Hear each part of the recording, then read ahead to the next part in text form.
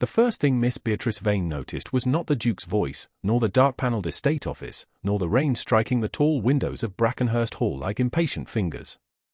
It was the old brass key lying beside the steward's ledger, where no such key had any honest reason to be. Yorkshire, England, had been wet since morning, a low, steady rain that turned the carriage road black and made the ancient stones of the ducal house glisten like something newly washed and not yet forgiven. Brackenhurst Hall stood at the crest of a long rise, all grey walls, mullioned windows, and cold dignity, the kind of house that made even a gentlewoman remember where she was permitted to stand. Beatrice had arrived that Friday afternoon with her aunt, Mrs. Althea Vane, ostensibly to serve as temporary companion to an elderly relation staying under the Duke of Locksmere's roof. It was a respectable arrangement. Quiet. Useful. Safe. Those were the words Aunt Althea had used in the carriage. Beatrice had not argued, because after the ruin of Vane Court, one learned to be grateful for respectable doors, even when they opened only halfway. She was the daughter of the late Sir Thomas Vane, Baronet of Vane Court, though the title had done little to preserve either his estate or his name. A title could be polished until it shone, but scandal had a way of entering through the cracks no servant could reach. Her father had died with accounts questioned, creditors satisfied too late, and neighbours lowering their voices whenever Beatrice entered a room. Since then, she had perfected the art of appearing harmless. She wore plain gloves. She kept her opinions folded neatly behind her teeth. She allowed men with softer hands and weaker arithmetic to explain rents, seed, drainage, and debt as if she had not spent half her girlhood at her father's desk, reading columns of figures by candlelight while other young ladies practiced Italian songs. That afternoon, she was meant only to pass the estate office on her way to the south drawing-room. Aunt Althea had paused behind her to speak with the housekeeper about rooms and fires. The estate office door stood open. A mistake, perhaps. Or an invitation given by fate in one of its colder moods. Beatrice heard the name North Barrow before she saw the Duke.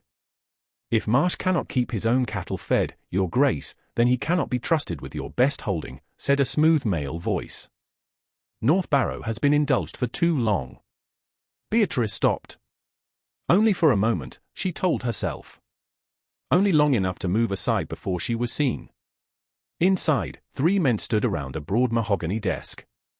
A young clerk held a stack of folded papers. A broad-shouldered estate agent stared at the floor as if wishing himself elsewhere. Behind the desk stood the Duke of Locksmere. Edmund Streetmore was not dressed for a drawing-room. His dark coat was cut with severe perfection, his cravat plain, his expression colder than the rain on the glass. He had the stillness of a man who did not need to raise his voice to be obeyed. Beside him, Mr. Silas Warwick, the steward, looked narrower and smoother, with careful grey whiskers and hands resting lightly upon the ledger as if the book itself owed him loyalty. Gideon Marsh has held North Barrow for 20 years, the estate agent said, though without much courage. His father held it before him.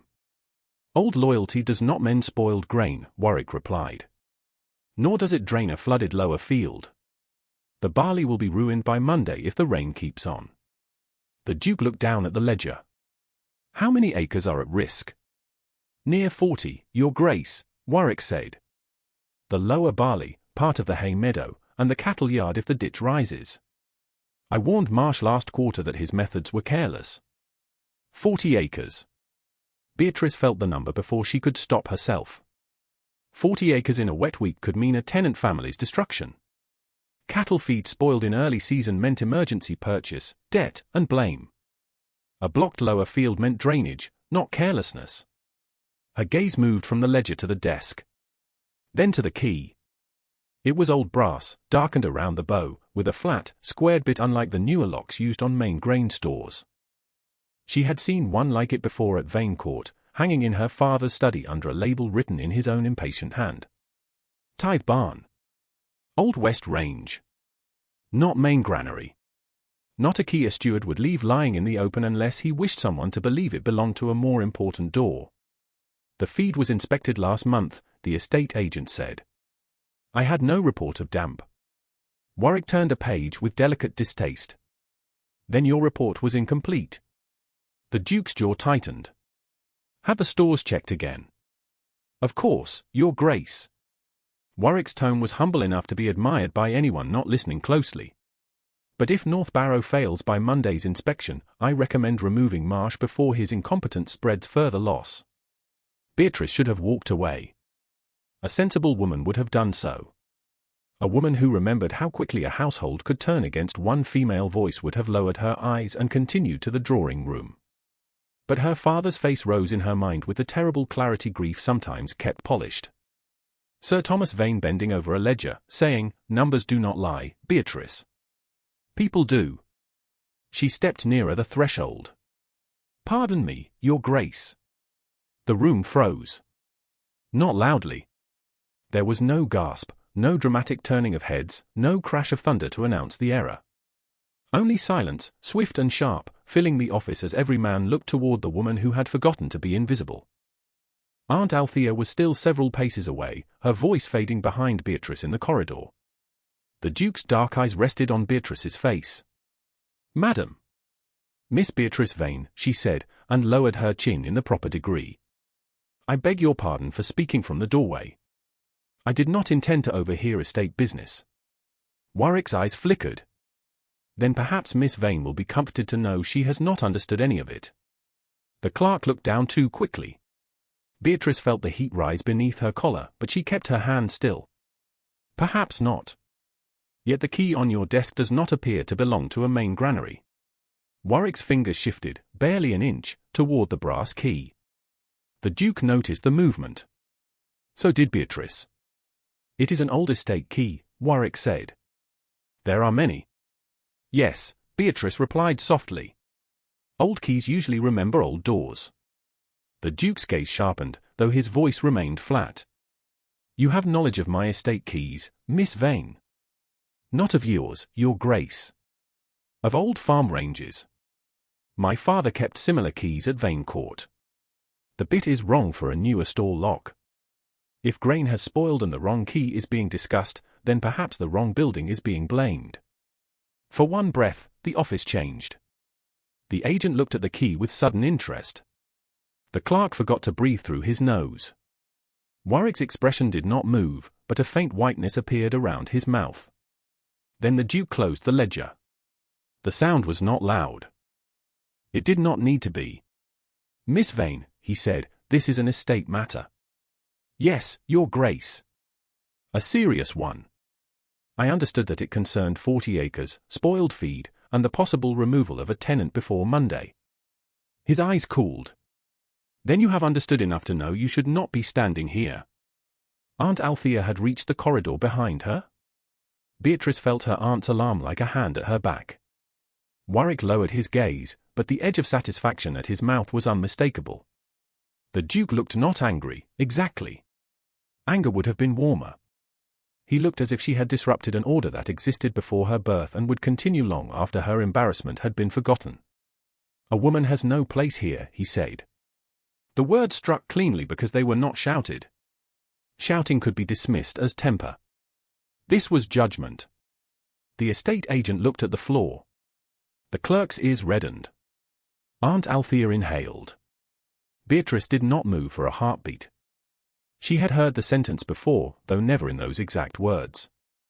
She had heard it when men stopped talking as she entered a room. She had heard it when her father's ledgers were handed to a solicitor who had not known barley from oats. She had heard it when neighbors spoke of poor Sir Thomas and his odd daughter, the one who should have been taught music instead of accounts. Now a duke had given the old sentence a voice. Beatrice lowered her eyes, not in surrender but in control. "Then I beg your Grace's pardon for having mistaken the doorway for a place where truth might pass through." Warwick's head lifted a fraction. The Duke's expression changed so slightly that another person might have missed it. Beatrice did not. Something in her answer had reached him, if only as irritation. She curtsied with careful precision. "Aunt Althea, I believe we are expected in the south drawing room." Her aunt's hand found her elbow. Together they moved away from the office, past the portraits of Dead Street Moor men who had probably never once been told they had no place in a room. Beatrice kept her steps even. She would not hurry. She would not give the steward the pleasure of hearing retreat in her shoes. Behind her, the Duke said nothing. That silence followed her more closely than the insult. At the turn of the corridor, Aunt Althea whispered, "My dear, you must be careful." I was careful, Beatrice said. Not careful enough. Perhaps not. But the image of the key remained before her, bright against dark wood, as wrong as a lie left in daylight. They had nearly reached the narrower passage leading toward the drawing rooms when Beatrice heard footsteps inside the office shift, then Warwick's voice, low and meant for someone nearer than the Duke. Have the lower culvert buried before Monday. Beatrice stopped so suddenly that Aunt Althea's fingers tightened on her arm. The rain tapped the windows. Somewhere below, a servant carried coal in a covered scuttle. The great house continued in all its polished order, pretending nothing had changed. But Beatrice knew what a buried culvert meant. She knew what 40 acres of trapped rain could do. She knew what would happen when Monday came and North Barrow failed exactly as Mr. Warwick had predicted. And for the first time since entering Brackenhurst Hall, Miss Beatrice Vane forgot to feel ashamed. By the time Beatrice reached the south drawing room, the shame had cooled into something far more dangerous. Purpose. She sat where Aunt Althea placed her, near a tall window that looked across the wet sweep of lawn toward the distant fold of the land, where the farms of Brackenhurst lay hidden beyond trees and mist. A footman brought tea. A silver spoon chimed against porcelain. Somewhere near the hearth, two ladies discussed the inconvenience of rain for visiting calls, as if the weather existed only to offend ribbons and carriage wheels. Beatrice held her cup without drinking. In her mind, she saw the old brass key on the desk. She saw Mr. Warwick's fingers move toward it. She heard his low instruction about the culvert, spoken in the tone of a man arranging flowers, not ruin. Aunt Althea watched her from the opposite chair with an expression that had once made servants confess broken china. Beatrice, she said softly, you are too still. I am thinking. That is precisely what alarms me. Beatrice looked toward the window. Rain blurred the glass, turning the parkland into grey strokes and shadow. North Barrow is not being ruined by carelessness. Aunt Althea's face changed. She did not gasp. She had lived too long among families who kept their worst news behind closed doors. You must lower your voice. There is no one near enough to hear. In a house of this size, my dear, walls grow ears out of self-defense. Beatrice set down her untouched cup. Mr. Warwick means to have the lower culvert buried before Monday. If he succeeds, the water will have nowhere to run.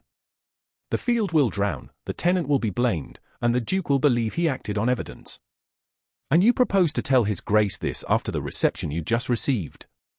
No, Aunt Althea blinked. No. He will not hear me yet. Not if I go to him with only a sentence overheard in a corridor and a suspicion about a key. Good. That is the first sensible thing you have said since we arrived. I need something he cannot dismiss. Aunt Althea closed her eyes for one brief moment. There it is. Beatrice leaned closer, keeping her voice gentle enough to be mistaken for ordinary conversation. Aunt, if North Barrow fails, Gideon Marsh will lose his tenancy. His wife, his children, his laborers, all of them will carry the stain of incompetence while the true cause is written neatly into a ledger. I have seen this before. Aunt Althea's hand tightened around the handle of her teacup. The name of Vane Court did not have to be spoken. It entered the silence between them like a person long dead but not yet at peace. Sir Thomas Vane had trusted papers because he had believed gentlemen feared Dishonor. He had trusted a steward because the man's coat was brushed and his handwriting was elegant. By the time Sir Thomas understood that fraud could wear a clean collar, his estate had been mortgaged, his reputation stripped, and his daughter taught a lesson no finishing school would have allowed. Beatrice had been 17 when the first creditor arrived and 19 when the last orchard at Vane Court was sold. She had learned then that ruin did not always crash through doors. Sometimes it came stamped, sealed, witnessed, and explained by men who sounded reasonable. Your father, Aunt Althea said, would not wish you to risk your name in another man's estate office. My father wished truth had arrived sooner. Aunt Althea looked away. The rain moved down the window in thin, wavering lines. You are unmarried. You are a gentlewoman without fortune. Society forgives men curiosity and calls it intelligence.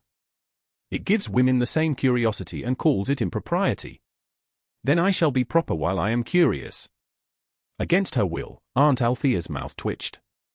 That is not as reassuring as you appear to think. You need only walk with me after tea. A chaperone turned through the west garden, perhaps as far as the kitchen yard if the path is not too wet. The kitchen yard. Servants know which carts came and went. Gardeners know where water runs. Stable boys know which men take horses out after dusk. I do not need scandal. I need mud, wheels, and someone careless enough to believe women never look down. Aunt Althea studied her. Behind the older woman's worry lay something sterner, something that had kept the Vane women standing after Vanecourt was gone. No locked doors, she said. No private conversations with men. No wandering beyond sight of the house unless I am with you. Agreed. And if the Duke asks what you are doing? Beatrice lifted her cup at last. The tea had gone lukewarm. I shall tell him I am troubling only the rain. They left the drawing room half an hour later under the respectable excuse of air. The rain had thinned to a mist, though the lawn still shone with standing water and the gravel paths gave a soft crunch beneath their boots. Aunt Althea walked with deliberate dignity, one gloved hand on her umbrella and the other tucked around Beatrice's arm. From a distance, they must have looked like exactly what they were supposed to be. Two gentlewomen taking a cautious turn after tea. Near the west side of the house, the formal garden loosened into working ground. The scent changed first. Wet roses and clipped yew gave way to coal smoke, damp straw, horse leather, and the faint sourness of soaked grain. Beatrice slowed near the service path. A boy of perhaps 12 stood under the eaves beside a stack of empty baskets, watching the rain drip from the gutter. He wore a stable jacket too large for him and held a crust of bread as if he had forgotten to eat it. When he saw the ladies, he jerked upright. "Beg pardon, miss." Beatrice smiled in the careful way one used with children who were more accustomed to orders than kindness. "No pardon is needed. Is that the way to the lower yard?" The boy looked toward Aunt Althea, then back again. "Yes, miss. The road seems badly cut up." His eye shifted to the ruts beyond the arch carts went through last night. "In this rain?" Mr. Warwick said it couldn't wait. Aunt Althea gave Beatrice's arm a faint warning pressure. Beatrice kept her voice mild. "What could not wait?" The boy swallowed. "Grain sacks, miss. From the old store." "The main granary?" "No, miss. Told West one." He flushed, perhaps fearing he had said too much. "I mean, I don't know proper." "You have been helpful," Beatrice said. "And very observant." The boy stared at her as if praise had landed in the wrong pocket. She asked nothing more. Questions were like pins. Too many, and even a child would bleed fear. They moved on. At the edge of the lower yard, Beatrice paused beside deep wheel marks pressed into the mud. The tracks were fresh, the rain not yet having softened their edges. A heavy cart had passed through recently, drawn by 2 horses, not one. The wheels had come from the direction of the Old West Range and turned toward the farm road that led beyond the park toward North Barrow. Near the wall, a smear of pale grain clung to a broken board. Beatrice bent as if adjusting the hem of her gown and touched one gloved finger to it. Damp. Sour. Not newly spoiled. Spoiled before it had been moved. Aunt Althea murmured, "Stand up before someone sees you examining mud like a magistrate." A magistrate would not know what to do with it. "Beatrice." She rose. A kitchen maid came through the yard carrying a covered pail, her cap damp at the edges. Beatrice stepped aside to let her pass. "That looks heavy." The maid stopped, startled by being addressed with gentleness. "It's only scraps for the hens, miss." "You must have had a troublesome morning with so much rain." "Yes, miss." "And the carts all splashing by before breakfast." "More carts." The maid nodded before caution caught her. "Only the one, miss." "I shouldn't chatter." "Of course not," Beatrice said. "I would not wish to delay you." The maid curtsied and hurried on. Beatrice let her go. A pattern began to form, still incomplete but no longer invisible. Old store. Damp grain. Night cart. Lower road. North Barrow. A steward who wished a culvert buried. As they returned toward the house, Beatrice noticed a side table just inside the servants' passage where household papers had been left for sorting. Bills for candles, coal, lamp oil, laundry blue, and oats lay in tidy stacks beneath a brass weight. She should not touch them. She knew that. A guest did not examine household papers, even if the house itself had already examined her pride and found it expendable. Then a corner of stiff, discolored paper showed beneath a coal merchant's account. Not a bill. A map edge. Beatrice glanced toward Aunt Althea. Her aunt looked down the corridor, saw no one, and sighed with the despair of a woman choosing complicity because love left no better option. Quickly. Beatrice lifted the top bills just enough to slide the hidden paper free. It was a drainage map, old but legible, marked with the West Range, the lower sluice, and a narrow run leading beneath the North Meadow toward North Barrow's barley field. Someone had folded it small and hidden it where no estate man would look unless he already knew. Her heart beat once, hard. The lower culvert did not merely drain the field. It protected the cattle yard and the old store road. Block it, and every sign of mismanagement would point toward Gideon Marsh. Beatrice refolded the map and slipped it beneath her shawl. Miss Vane. The voice came from the archway behind them. Duke Edmund Street Moore stood there, rain darkening the shoulders of his coat, his riding gloves in one hand. He looked from Beatrice to Aunt Althea, then to the table of household papers. His expression did not soften. You appear to have lost your way. Aunt Althea drew herself up. My niece and I were taking air, Your Grace. In the servants' passage. Beatrice felt the map against her side, thin as a secret and twice as dangerous. The rain has been inconvenient. His gaze held hers. He did not look at her as he had in the estate office. Not exactly. There was suspicion still, but beneath it lay attention, sharpened by memory. I saw you speaking with a stable boy. He was standing in the rain. And the kitchen maid. She was carrying a heavy pail. You take a generous interest in my household. Warwick's voice had insulted with silk. The Duke's did so with iron. Beatrice lifted her chin. No, Your Grace. Only in patterns. For the first time, something like uncertainty crossed his face. It lasted less than a second. Then a footman hurried into the passage, bowed, and announced that Mr. Warwick requested the Duke at the stables. The Duke did not move immediately. His eyes remained on Beatrice, and she had the disquieting sense that he knew she was hiding something, though not yet whether it was foolishness or fact. Miss Vane, he said at last, Brackenhurst is not a place for experiments. She thought of the sour grain, the wheel ruts, the buried culvert, and the tenant who would be blamed before Monday. No, Your Grace, she said. That is why mistakes here become so expensive. The Duke's jaw tightened. He turned and followed the footman out into the wet yard. Aunt Althea released a breath. You are going to bring the whole house down upon your head.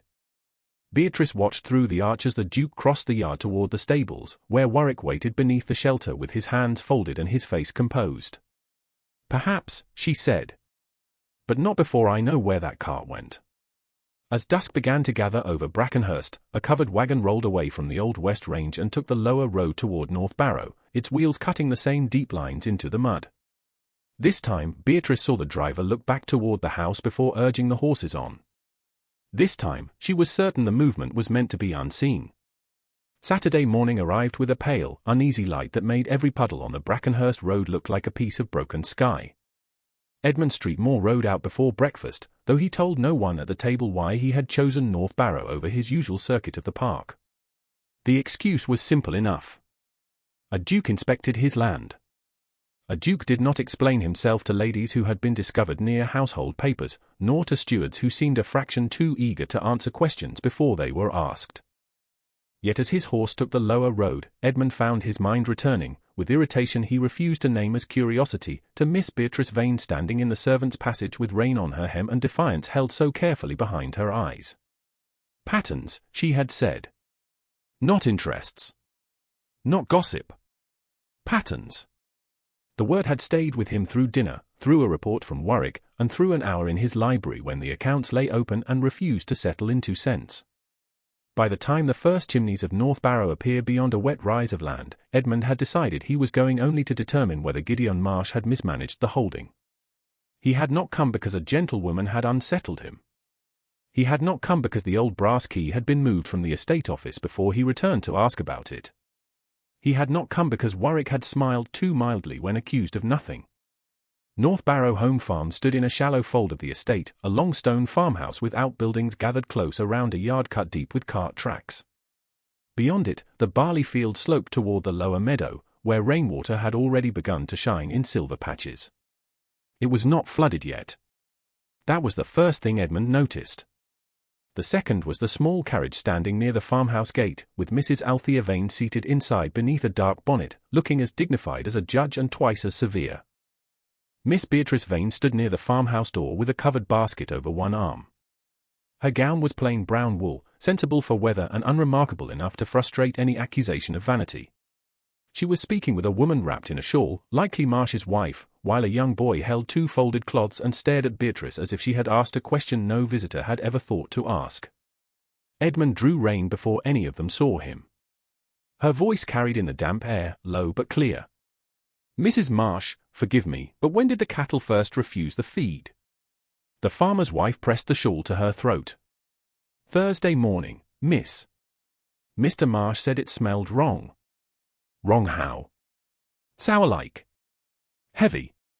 Not sweet, as meal should be." "And the sacks came from which store?" The woman glanced toward her husband, who stood near the cattle shed with his cap twisted in both hands. Gideon Marsh was a compact man, weathered, wary, and too proud to look frightened in front of his family. "They said from the main granary, miss," Mrs. Marsh replied. But Gideon swore the mark was from the Old West store. "I did swear it," Marsh said, stepping closer. "Begging your pardon, miss. I told Mr. Warwick so. He said I had forgotten my own marks." Beatrice turned toward him. "And had you?" "No, miss." The answer came at once. "I know every sack that comes through this yard." Edmund dismounted. The boy saw him first and nearly dropped the cloths. Beatrice turned. Surprise crossed her face, but it did not become embarrassment. That annoyed Edmund more than it ought to have done.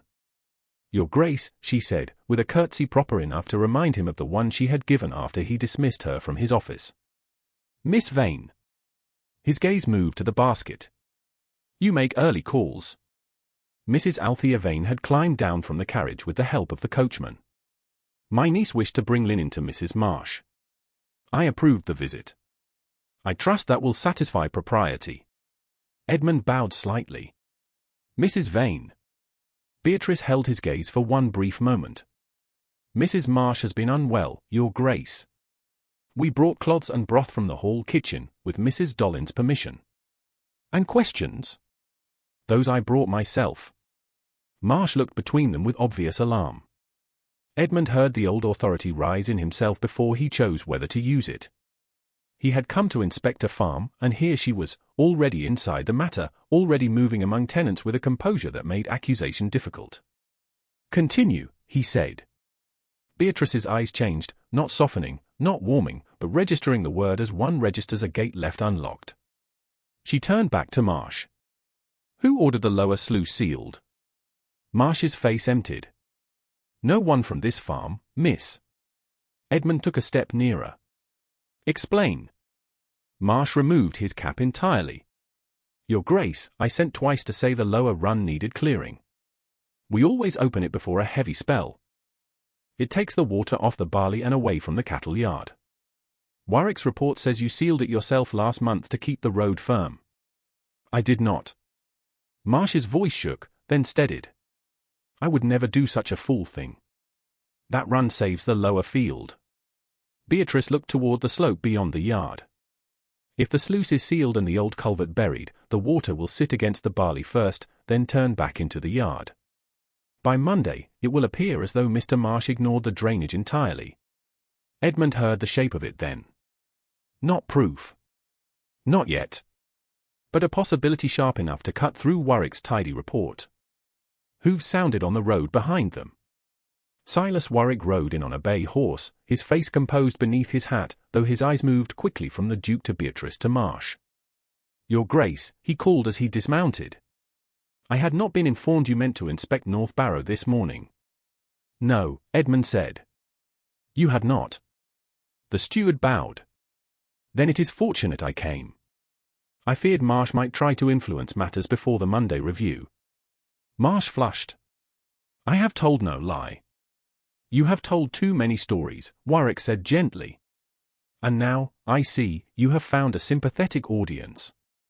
His gaze settled on Beatrice. Miss Vane, surely Mrs. Marsh's health cannot require inquiry into sluices and cattle feed. Aunt Althea's chin lifted. Beatrice did not answer at once. She stepped toward a stack of feed sacks near the shed.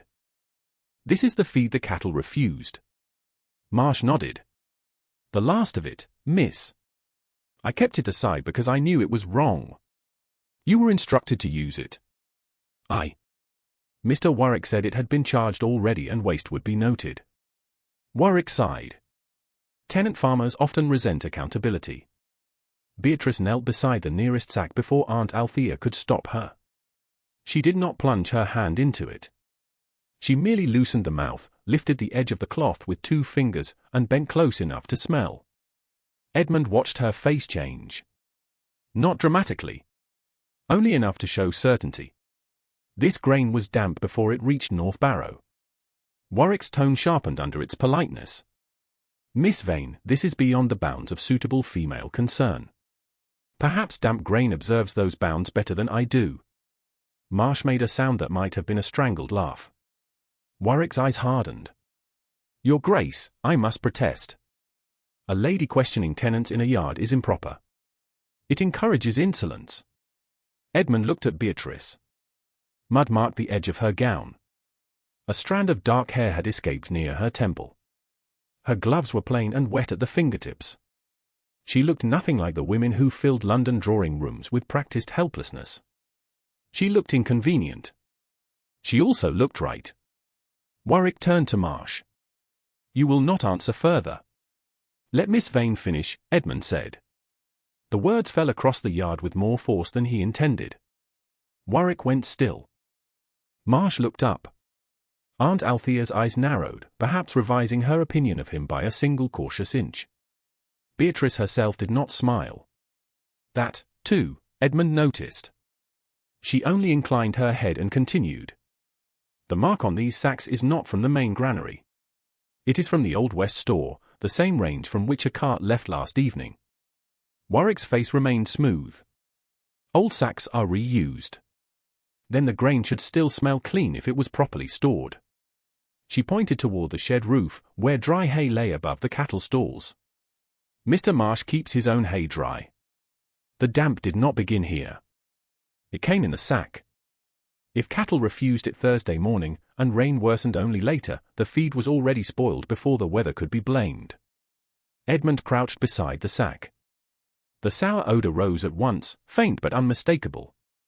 He was no farmer, but he knew enough not to miss rot.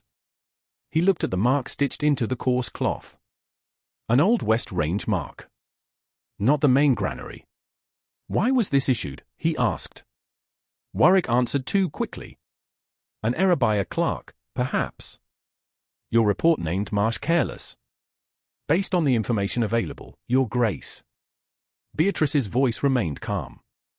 Then the information was arranged. Silence followed. Rainwater dripped from the edge of the cattle shed in steady beads. Somewhere inside, a cow shifted and blew a warm breath through the boards. Edmund rose. He had been wrong in the office. The admission did not sit comfortably in him. It settled like a stone. Marsh, he said, no action will be taken against your tenancy before I inspect the drainage myself. The farmer's shoulders sagged with relief so sudden that he looked ashamed of it. Thank you, Your Grace. Warwick bowed, but the movement was stiff. As Your Grace wishes. Edmund turned to Beatrice. You said the lower culvert may be buried. I heard it was to be buried. She did not add by whom. She did not have to. If it is blocked before tomorrow night's rain, the lower field will fail by Monday. Can it be cleared? If men are sent soon enough, and if the old drainage run is still where the map says it is. What map? Warwick asked. Beatrice glanced at him, then back at the Duke. The one someone hid among household bills. The yard seemed to grow colder, Edmund held out his hand. Beatrice hesitated. It was not defiance this time. It was the memory of being dismissed. Then she reached beneath her shawl and gave him the folded map. Their gloved fingers touched for less than a second. Nothing improper passed between them. Only trust, small and reluctant, and therefore more dangerous than warmth. Edmund unfolded the paper. The ink was faded, but the line of the old drainage run was clear. It led from the west range beneath the meadow toward North Barrow's lower field. Exactly where Beatrice had said. He looked toward the slope, then to Warwick. Send men to the lower culvert today. Warwick's mouth tightened. In this weather, Your Grace. Especially in this weather. Beatrice looked away, but not before Edmund saw the breath leave her, quiet and controlled. She had not wanted triumph. She had wanted the farm saved. That realization unsettled him more than her intelligence. It forced him to see the difference between pride and purpose. Marsh stepped closer, pointing toward the meadow. Begging Your Grace's pardon, but if the rain comes hard tonight and tomorrow, the old run must be opened before dark on Sunday. After that, the water will be too high to work easy. Edmund folded the map carefully. Then we begin now. Warwick bowed again, but his eyes had gone flat. Beatrice noticed. Edmund knew because he saw her notice, and because he was beginning to understand that very little escaped Miss Vane when others assumed she was merely present. As they prepared to return toward the hall, a heavier bank of cloud moved across the Saturday sky, swallowing the pale morning. Marsh looked toward the lower field with the grave expression of a man measuring his whole life in weather. If that culvert holds shut, he said, Monday will finish us. Beatrice said nothing. The Duke said nothing. But Edmund kept the map in his hand all the way back to his horse, and for the first time since she had crossed his threshold, he did not think of Miss Beatrice Vane as a woman who had entered the wrong room. He thought of her as the only person who had asked the right question. By Sunday evening, the rain had ceased to be weather and become an adversary. It came down in hard silver sheets over Brackenhurst, striking the stable roofs, filling the hoofprints in the lower road, and turning the yard at North Barrow into a black mirror of churned earth and trembling lantern light. Beatrice stood in the farmhouse kitchen with Aunt Althea near the hearth and Mrs. Marsh wringing a cloth between both hands, while beyond the open back door men moved like shadows through the wet. All Saturday afternoon and most of Sunday, the Duke had sent orders, horses, men, spades, ropes, and carts toward the lower field. Yet the work had somehow stalled at every turn. The first tools had been misdirected to the upper meadow. The second team had been told the old run was filled beyond use. A cart carrying boards for the sluice had lost a wheel on the east lane. Each delay came with an explanation. Each explanation had Mr. Warwick's neatness stamped upon it. Near dusk, Beatrice unfolded the old drainage map on the Marsh's kitchen table and weighted its corners with a salt crock, a loaf knife, a pewter cup, and Aunt Althea's prayer book. The map had blurred along one crease, but the line of the old run remained clear enough. It curved away from the visible ditch and passed beneath a rise of land toward a forgotten culvert near the west hedge. That was where the water should have gone. That was where someone did not want the men to look. Gideon Marsh stood with rain shining on his hair. His jaw was set hard. Mr. Warwick says the old culvert's dead, miss. Says his men tried it years ago and found naught but packed stone. Beatrice looked past him into the yard, where water was already moving around the cattle shed in shallow streams. Was that before or after the west range stopped being used? Gideon frowned. After, I reckon. Then he may have wanted it forgotten. Aunt Althea said quietly, Beatrice, you are pale. I am thinking. You use the same tone when you are about to do something I shall regret. Before Beatrice could answer, the Duke entered the kitchen without ceremony, bringing rain and cold air with him. He had removed his hat somewhere outside. His hair was wet at the temples, and mud darkened his boots to the knee. He looked not like a London nobleman but like the master of land that had finally forced him to meet it on its own terms. Warwick followed close behind, composed despite the rain, his coat protected under a heavy cloak held by a groom. The lower ditch has been cleared as far as is reasonable, Your Grace, Warwick said. It's unsafe to keep men there after dark. We'll return at first light. Beatrice's hand stilled on the map. First light would be too late. The Duke looked at the yard, then the window, then the map. Miss Vane. Warwick's mouth tightened. Beatrice heard it before she saw it. The permission. Not full trust. Not yet. But a place had opened where silence had been before. She bent over the map. The men are clearing the wrong mouth. The old run does not begin at the ditch beside the lower road. It begins near the west hedge, behind this rise. She tapped the faded line. If this map is accurate, the culvert is hidden by earth and bramble, not stone. The water will not reach the main ditch until that mouth is opened. Warwick gave a small, patient breath. Miss Vane, old estate drawings often contain errors.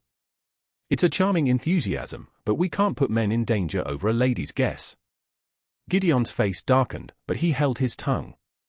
The Duke did not look at Warwick. His eyes remained on Beatrice. How certain are you? Certain enough to walk there. Aunt Althea made a sound of pure protest. The Duke's expression hardened at once. No, Your Grace. The ground is unstable, the light is failing, and you are not going into a flooded field. The words were controlled, but the old command had returned. Beatrice felt every person in the kitchen watching her. The farmer's wife. The tenant. The steward. Her aunt. The Duke. This was the moment in which many women would be expected to step back and be sensible.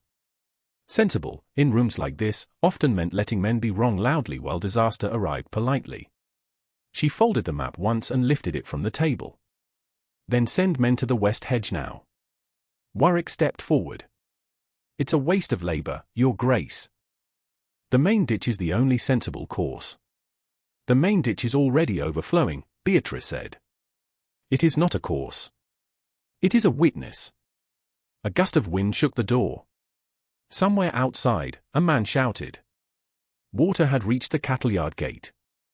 The Duke turned his head sharply toward the sound. Beatrice used that single moment. She took the lantern from the peg beside the door. Aunt Althea caught her sleeve. No, my dear. Not alone. Not alone, Beatrice said. With you behind me, as always.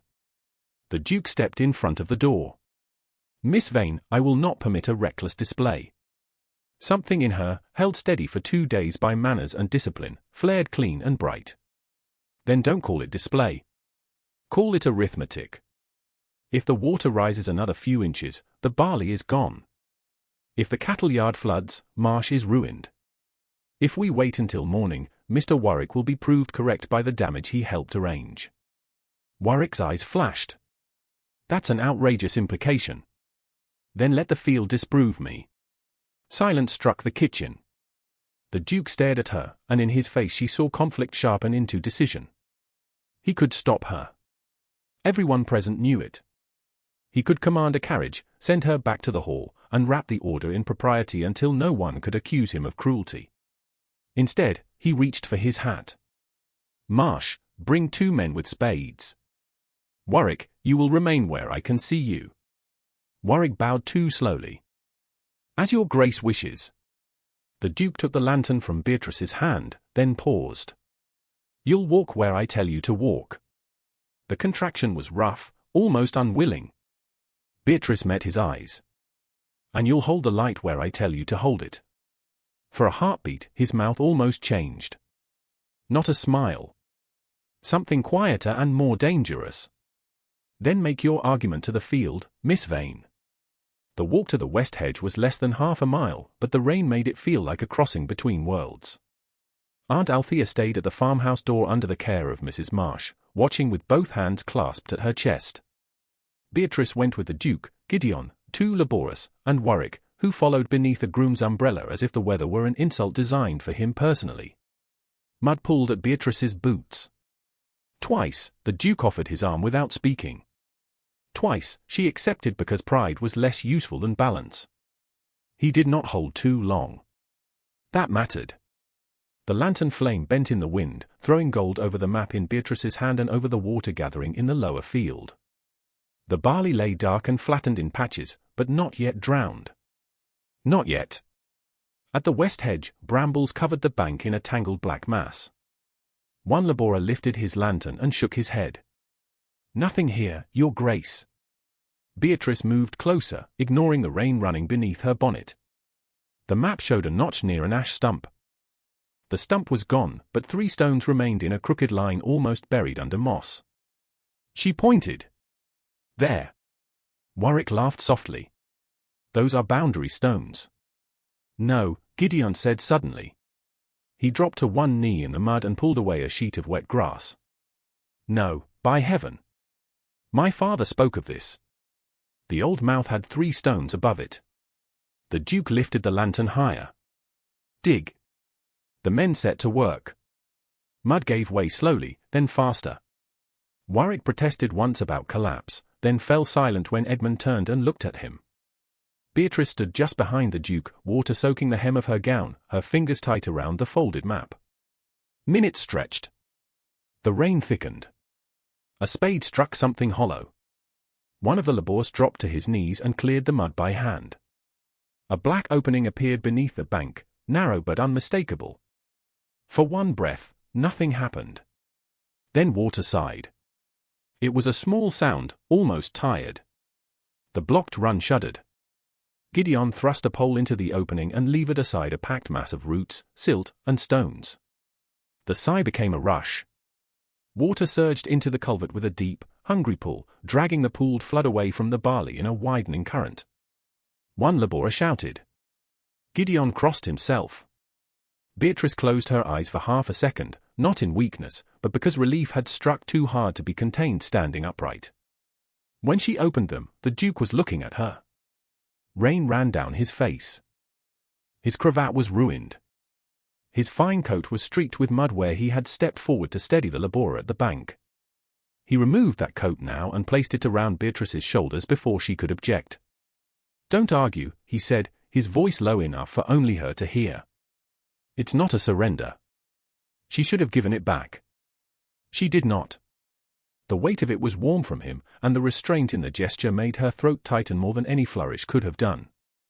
The water is turning, Gideon called. The lower field might hold. The Duke looked toward the dark sweep of North Barrow, then toward Warwick. The steward's face had lost its careful ease. Set men here through the night, Edmund ordered. Lanterns, ropes, spare tools. No one leaves this run unattended. Your Grace, Warwick began. No one, the Duke repeated. The word ended the matter. By Monday dawn, the rain had softened to mist. North Barrow's barley lay bruised but standing, its lower rows bent under the weight of water that had not been allowed to stay. The cattle yard was wet but passable. The feed had been replaced with clean hay from the upper barn. Gideon Marsh stood beside his gate with red eyes and a cap crushed between his hands, unable to speak without shaming himself by gratitude. Beatrice watched from beside Aunt Althea's carriage, exhausted, chilled, and steadier than she had felt in years. The Duke stood several yards away, speaking to the estate agent with the old map folded in his hand. He had not praised her before the men. He had done something more unsettling. He had acted as if her accuracy was now part of the estate's reality. Near the stable path, half hidden by the grey morning, Warwick bent his head toward Lady Honoria Peveril, who had arrived under the pretence of concern and remained because concern sometimes enjoyed an audience. Beatrice could not hear every word. She heard enough. If she speaks at the luncheon, Warwick said, I am finished. Lady Honoria's eyes moved to Beatrice, cool and measuring. Beatrice drew the Duke's coat closer around her shoulders and looked out over the saved field. North Barrow had survived Monday. That did not mean the truth had. By Monday afternoon, Brackenhurst Hall had learned to speak of Miss Beatrice Vane in lowered tones, and not all of those tones were kind. In the servants' passages, her name travelled with the smell of damp wool, hot tea, and polished floors. In the drawing-room, it moved more delicately, hidden beneath remarks about the weather, country methods, and the unfortunate tendency of some women to mistake accident for influence. Beatrice heard enough to understand the shape of it. She had been seen in a farmer's kitchen, standing in rain, pointing men toward a buried culvert while the Duke of Locksmere held a lantern above her head. It was precisely the sort of truth that became scandal by losing its reasons in the telling.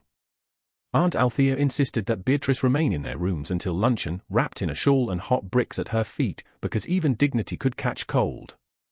Beatrice obeyed for nearly 3 hours. Her gown had dried. Her hair had been pinned again. Her boots, according to the maid, might survive if no one expected them to look like a lady's boots ever again. Yet her mind would not rest. North Barrow had survived, but survival was not proof. Mr. Warwick still held the ledgers. Lady Honoria Peveril had seen enough to understand that Beatrice's usefulness threatened more than a field. And the Duke had stood in the rain beside her, then said nothing since. That last fact should not have mattered. It did. Shortly after 4 o'clock, a footman arrived with a message that His Grace requested the presence of Miss Vane and Mrs. Vane in the morning room, if they were willing. Aunt Althea read the wording aloud twice, each time with greater suspicion. "If we are willing," she said. "That is either humility or strategy." Beatrice fastened her cuffs. "Perhaps both. Do not be too ready to forgive him." Beatrice looked at her aunt through the glass. The face returned to her was composed, a little pale, and older than it had been on Friday. "I have not been ready to forgive anyone for years." The morning room faced east, away from the storm-dark farms and toward a pale garden washed clean by rain. The door stood open. A maid sat within view in the passage with sewing in her lap, and a tray had been placed on the low table. The arrangement was so carefully proper that Beatrice paused at the threshold. The Duke stood by the mantel, not behind a desk. That, too, she noticed. He wore a dark coat, fresh linen, and the controlled expression of a man accustomed to commanding himself before others. On a chair near the table lay a folded paper, the old drainage map weighted with a small brass ruler. "Mrs. Vane." "Miss Vane." He bowed. Aunt Althea acknowledged him with the exact degree of respect his rank required and not an ounce more. Beatrice curtsied. "Your Grace." For a moment, no one Saturday. The silence was not empty. It held rainwater, mud, the old west hedge, and the memory of his coat around her shoulders. Then the Duke spoke. "I owe you an apology." Aunt Althea's eyebrows moved slightly upward. Beatrice kept her hands folded. "For which particular offence, Your Grace?" The question was quiet. The maid in the corridor bent lower over her sewing. The Duke accepted the blow without visible anger. "For dismissing you from my estate office. For assuming your presence there was intrusion before I considered whether it might be warning. For speaking as though authority were the same as judgment." Beatrice had imagined anger. She had prepared for explanation, perhaps even a stiff acknowledgement that her observation had proved useful. She had not prepared for exactness. Exactness was harder to defend against. "You did not merely dismiss me from a room," she said. No, his gaze did not leave hers. "I know." Aunt Althea sat at last, slowly, as if giving them permission to continue without granting approval. Beatrice remained standing. "Do you?" The Duke's hand rested on the mantel. Not clenched, but still. "I know I spoke as though your mind had less right to the matter than a clerk's handwriting or a steward's report. That is part of it. Then tell me the rest." She should have chosen a careful answer. She had been trained by necessity to speak in ways that left no handle for mockery. Yet the open door, the waiting aunt, and the memory of North Barrow at dawn made caution feel strangely dishonest.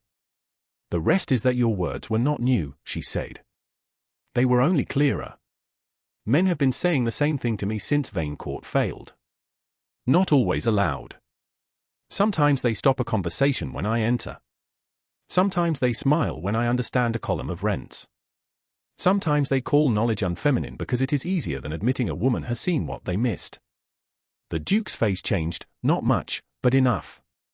"Miss Vane. My father let me read accounts because he trusted my mind. After he died, the same skill became something people pitied or mocked. So when you said I had no place in that office, you did not insult an afternoon's curiosity.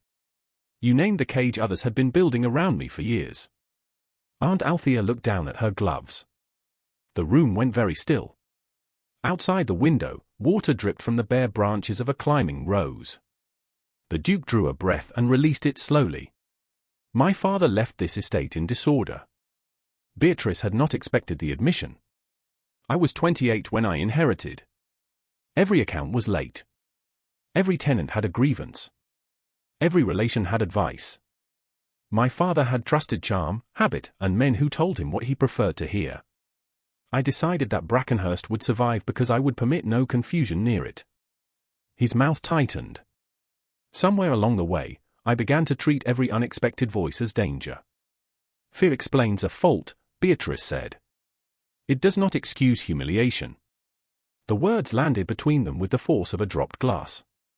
Aunt Althea looked sharply at her niece, perhaps fearing she had gone too far. The Duke only inclined his head. No.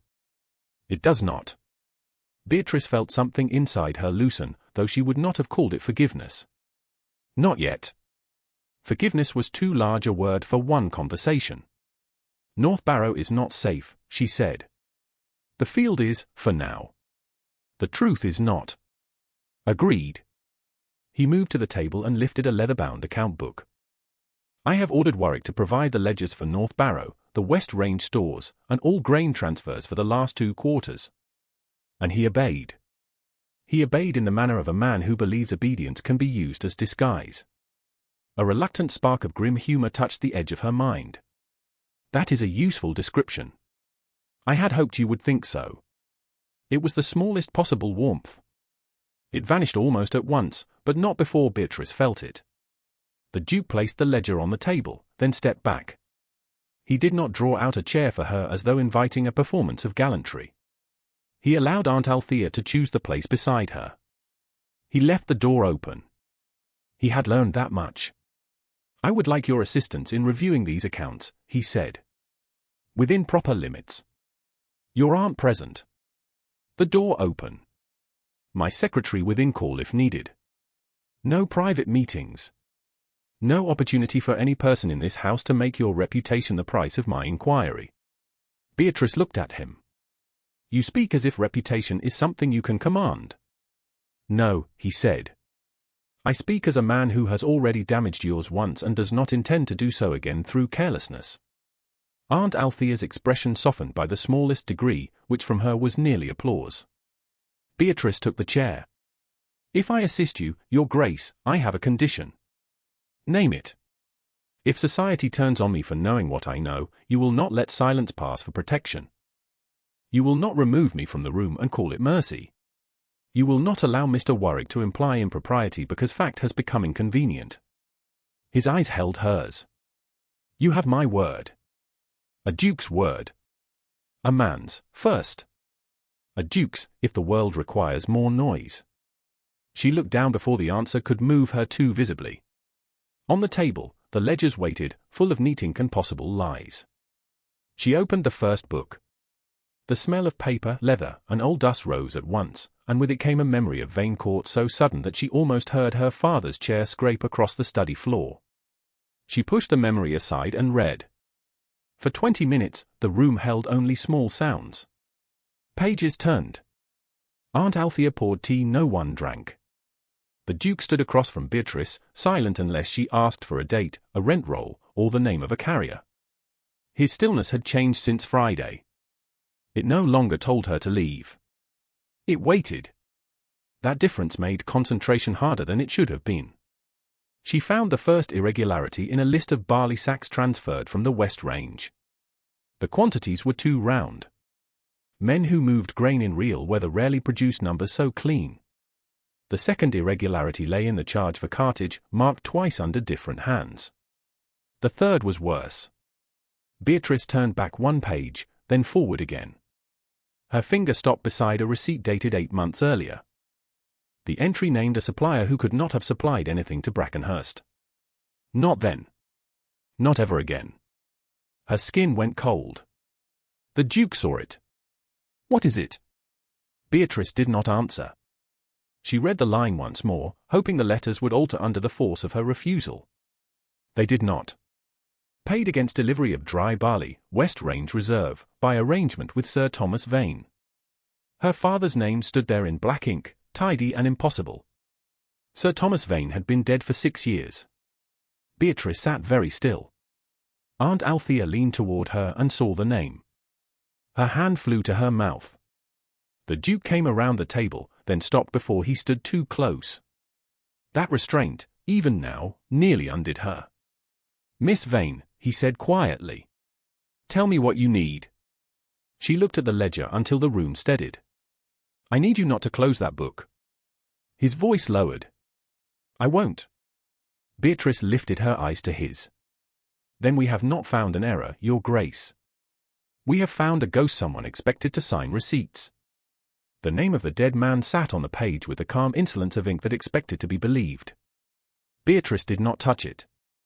She had touched enough false things in her life to know that the first impulse was always to prove them harmless, to say there must be another Sir Thomas Vane, another arrangement, another explanation that would spare the heart the labour of understanding betrayal twice. But there had been no other Sir Thomas Vane of Vane Court who supplied barley to Brackenhurst. There had been no delivery 8 months earlier, no letter, no arrangement, no hand reaching out from the grave to help the Duke of Locksmere's steward balance his accounts. The receipt was impossible. That did not make it weak. Lies often entered the world stronger than truth, because lies arrived dressed for company. Aunt Althea sat rigid beside her, one hand pressed to the edge of the table. The Duke stood across from them with the ledger open between them, the pale Monday light falling over his shoulder and turning the black ink sharper than it had any right to be. 6 years, Beatrice said at last. Her voice sounded so composed that she almost failed to recognize it. "My father has been dead 6 years." The Duke's eyes did not move from her face. "Then this entry is forged?" "Yes." Aunt Althea whispered, "Beatrice." There were a dozen meanings in that single word. Stop. Breathe. Do not let strangers see the wound. Do not give the house another story to tell. Beatrice heard them all and answered none. She read the line again, then the date, then the carrier's notation. "The hand is neat," she said. "Too neat." My father wrote quickly. He pressed harder on downstrokes. His V was never so narrow. The Duke did not lean over her shoulder. He did not take the book from her. Instead, he reached for a folded handkerchief from his coat and laid it on the table near her right hand, close enough to be seen, not close enough to presume. The smallness of the gesture made her look away. Grand kindness could be resisted. Quiet consideration entered through the seams. "Take your time," he said. "Don't be kind to me because you think I might break. I'm being careful because you've been given cause to expect carelessness." That answer found a place in her she had not meant to leave unguarded.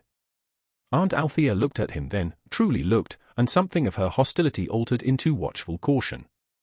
Beatrice drew a slow breath. "When Vane Court failed, everyone spoke of my father's mismanagement. They said he had trusted the wrong improvements, borrowed against future rents, lost track of stores and tenant payments. He denied it. Not loudly.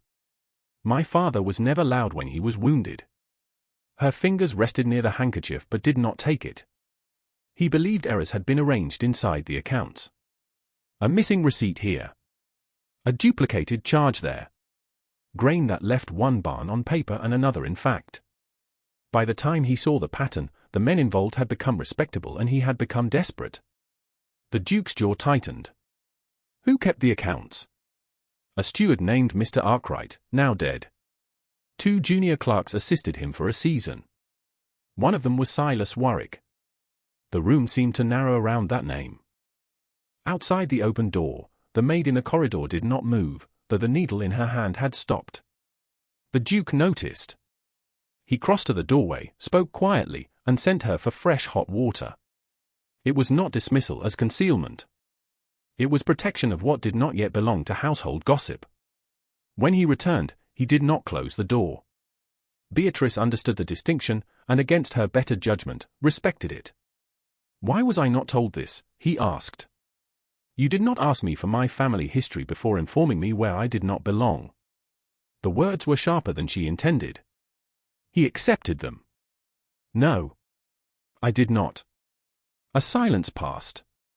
Rainwater fell from the eaves outside in slow, irregular drops. Aunt Althea gathered herself. Sir Thomas tried to bring the matter before men who might have helped him. They advised quiet settlement. They said a public quarrel over accounts would damage Beatrice's prospects and lower what remained of the Vane name. Her mouth hardened. As though silence preserved anything except the comfort of those who profited. The Duke looked back at the ledger. And Warwick left that circle with his reputation intact. Of course, Beatrice said. Men like him usually do. They do not steal silver from sideboards. They move numbers from one column to another and call ruin unfortunate. Edmund lifted the ledger and examined the entries on either side of the forged receipt. He moved with restraint, but his stillness had changed. It was no longer the stillness of dismissal. It was the stillness of a man measuring an enemy. This receipt is placed among West Range transfers, he said. Dry barley marked as reserve stock. The quantity is large enough to cover what was supposedly issued to North Barrow. Beatrice forced herself to study the line rather than the name. And if spoiled grain from the old store was sent in place of sound grain, someone needed paper showing sound grain had existed. A dead supplier cannot object. Nor can a ruined one. The Duke's eyes met hers.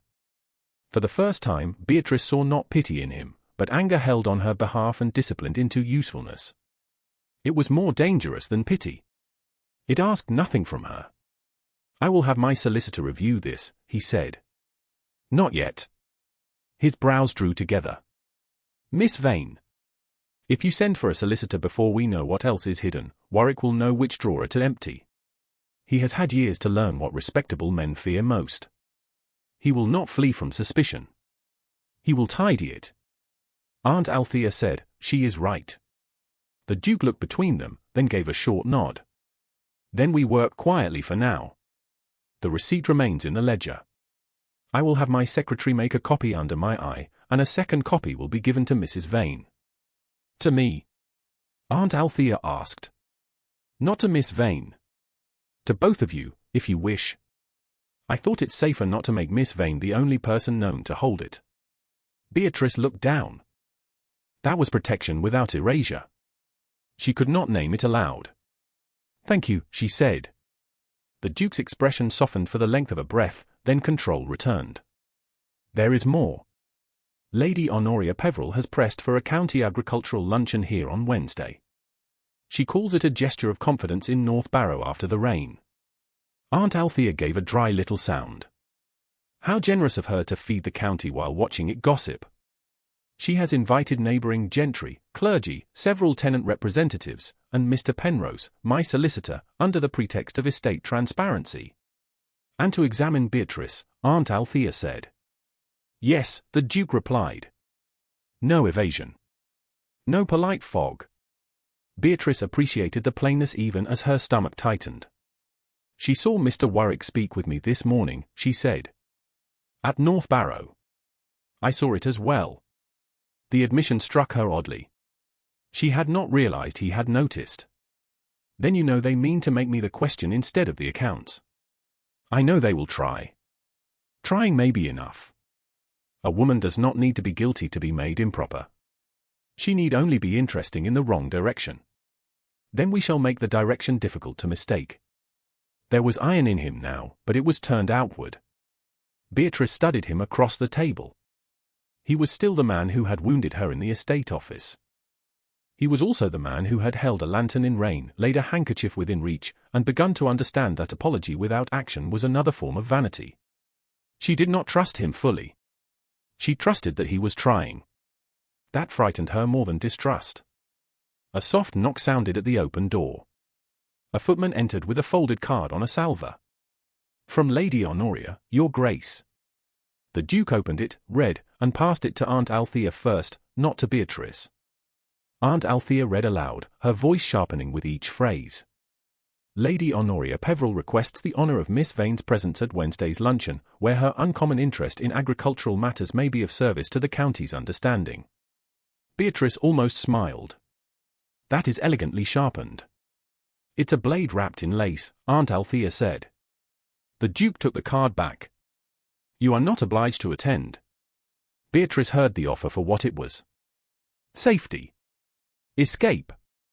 A clean path out of the room before it filled with eyes. Once, perhaps, she would have taken it. If I do not attend, she will say I hid.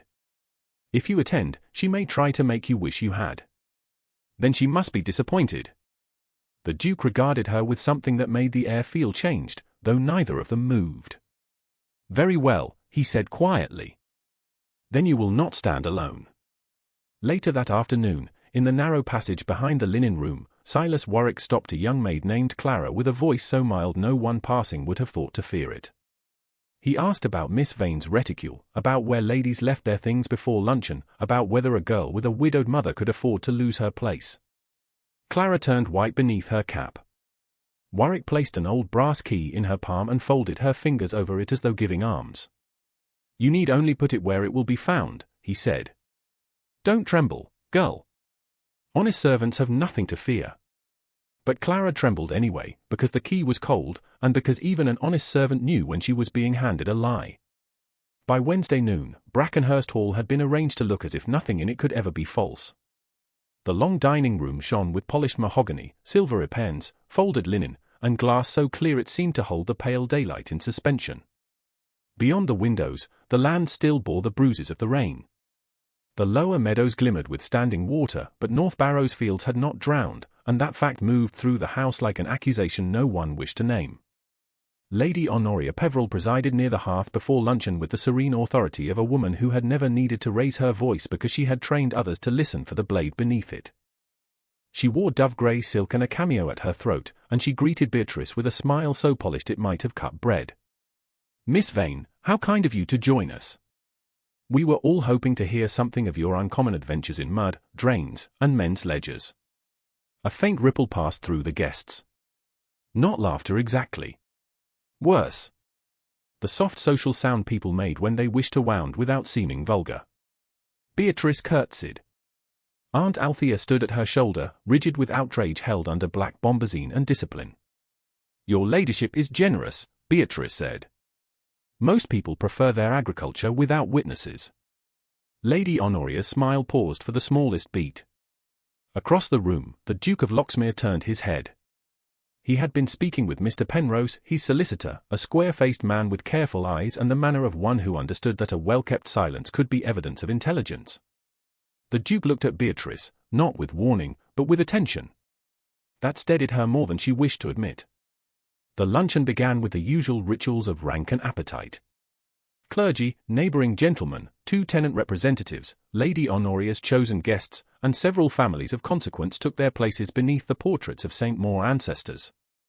Beatrice sat beside Aunt Althea, far enough from the Duke to satisfy propriety and close enough to feel the room measuring the distance. Mr. Warwick moved among the guests before taking his seat, modestly deferential, answering questions about drainage, barley, and the inconvenience of excessive rain. To anyone who had not seen him in a farmhouse kitchen or heard him speak of buried culverts, he appeared exactly what a steward ought to be. Loyal. Practical. Harmless. That was his true talent. Beatrice watched him accept praise for calm management while Gideon Marsh, seated lower at the table among the tenant representatives, stared at his plate as if anger might betray him if he looked up. The first courses passed. Soup. Fish. A saddle of mutton carved under the butler's eye. Conversation turned, as Lady Honoria meant it to turn, toward North Barrow. "We are all relieved, of course," she said, "that the farm did not suffer the disaster first feared. Still, I confess I wonder whether country life is becoming too theatrical. Ladies now rescue culverts, do they?" A gentleman near her gave a mild chuckle. "Progress comes in strange boots, Lady Honoria." Beatrice felt Aunt Althea's hand shift beneath the table, a warning or comfort. Beatrice could not tell which. Before she could answer, the Duke spoke from his place near the centre. "North Barrow stands because the right part of the old drainage was found in time." His voice was level, but the room obeyed it at once. Miss Vane identified the error. That should have protected her. For one breath, it did. Then Lady Honoria tilted her head. How fortunate that Miss Vane was so ready with knowledge of hidden places. Mr. Warwick lowered his eyes, as if embarrassed by the direction of the conversation. The performance was excellent. Beatrice almost admired it. Almost. Knowledge becomes suspicious only when truth inconveniences someone, Beatrice said. Several faces turned toward her. A clergyman coughed into his napkin. The Duke did not rescue her from the silence. He let her stand within it. That, too, was a kind of trust. The butler signalled for the next course. A footman approached with a silver tray bearing fresh plates and folded cloths. Near Beatrice's chair, a young maid moved too quickly from the sideboard, her face white beneath her cap. Clara! Beatrice recognized her from the corridor, though they had spoken only once. The girl's eyes darted toward Warwick, then down toward the reticule hanging from the back of Beatrice's chair. Something cold passed through Beatrice. She reached for the reticule just as Clara's sleeve caught the edge of the tray. Silver struck porcelain. A plate cracked. A spoon spun across the floor. Gasps rose and fluttered. Clara dropped at once, stammering apologies, her hand shaking as she gathered the fallen cloths. Beatrice stood to help her before remembering where she was. The reticule slid from the chair and fell open at her feet. A small dark object rolled onto the polished floor. It turned once, twice, then stopped in the light beneath the table. The old brass key. Silence arrived so completely that even the servant seemed painted into place. Beatrice looked at the key, then at Clara, whose face had gone grey with terror. Across the table, Warwick rose slowly, as though reluctant duty had forced him to his feet. "Your Grace," he said, voice low and burdened, "I regret this beyond expression." The Duke's chair moved back. "Do you?" Warwick bowed his head. "That appears to be the old granary key. The very key missing from the estate office after certain recent disturbances." Aunt Althea stood. "Take care, Mr. Warwick." Lady Honoria lifted one hand, all wounded civility. "Surely no one is accusing Miss Vane. Perhaps she can explain why such an object rests among her personal effects." The whispering began at once, soft and poisonous. "Improper. Locked farm buildings. A woman alone in estate matters. Too familiar with tenants. Too eager with accounts." Beatrice heard fragments, not full sentences, but fragments were enough. Social ruin was rarely delivered as a speech. It came as pieces passed from mouth to mouth until the original woman disappeared beneath them. The Duke stepped toward the fallen key, but Warwick moved first. "Permit me, Your Grace." "Do not touch it," the Duke said. The command cut the room cleanly. Warwick stopped. Mr. Penrose had already risen and come around the table, his face grave. "Your Grace," he said carefully, "if this is to become an allegation, the object should be observed where it lies." The Duke's eyes were on Beatrice. She could see what it cost him not to end the matter by force of rank. He could have crushed the room with a sentence. He could have called Warwick a liar, Lady Honoria malicious, and every whispering guest a fool. Yet a duke's anger was not proof, and Beatrice knew it. Worse, Warwick knew it. "This is absurd," Aunt Althea said. "My niece has no need to steal keys." "Not steal, perhaps," Lady Honoria said gently. "Borrow? Investigate?" In such cases, intention can be difficult to distinguish from impropriety. Beatrice looked at Clara. The maid's eyes filled with silent pleading. Not for pardon. For understanding. Beatrice understood at once. Fear had placed the key. Not guilt. She bent and picked it up before anyone could stop her. A sharp breath moved through the room. The Duke's gaze flashed, but she did not look away. "Here it is," she said, holding the key on her open palm. No longer mysterious. No longer rolling about for dramatic benefit. Warwick's mouth tightened. "Miss Vane, I advise caution. That key opens farm property under His Grace's authority." "Does it?" she asked. "Of course it does." "Which property?" The question landed more sharply than accusation. Warwick hesitated. A tiny pause. Beatrice felt it like a bell. "The granary," he said. "The main granary." "Then perhaps, before this room decides what kind of woman I am, someone should determine what kind of door this key actually opens." Lady Honoria gave a faint laugh. "Really, Miss Vane, this is hardly the time to turn luncheon into an exhibition." Beatrice turned toward her. Her voice remained steady because if it shook, they would call it proof. "No, Lady Honoria. This is precisely the time. If I am to be accused, let it be for what I have done, not for what frightens you about a woman who can read accounts." The room went still again, but this silence was different. It did not belong entirely to her enemies. The Duke looked at Mr. Penrose. "You heard the accusation." "I did, Your Grace." "Record it formally. The key will be held by you until its lock is identified. No servant is to be dismissed, threatened, or questioned without your presence." Clara gave a sound so faint it might have been a breath. Warwick's expression did not change, but his eyes lost their Polish. Lady Honoria folded her hands. "How very solemn we have become over a country trinket." "Over reputation," the Duke said.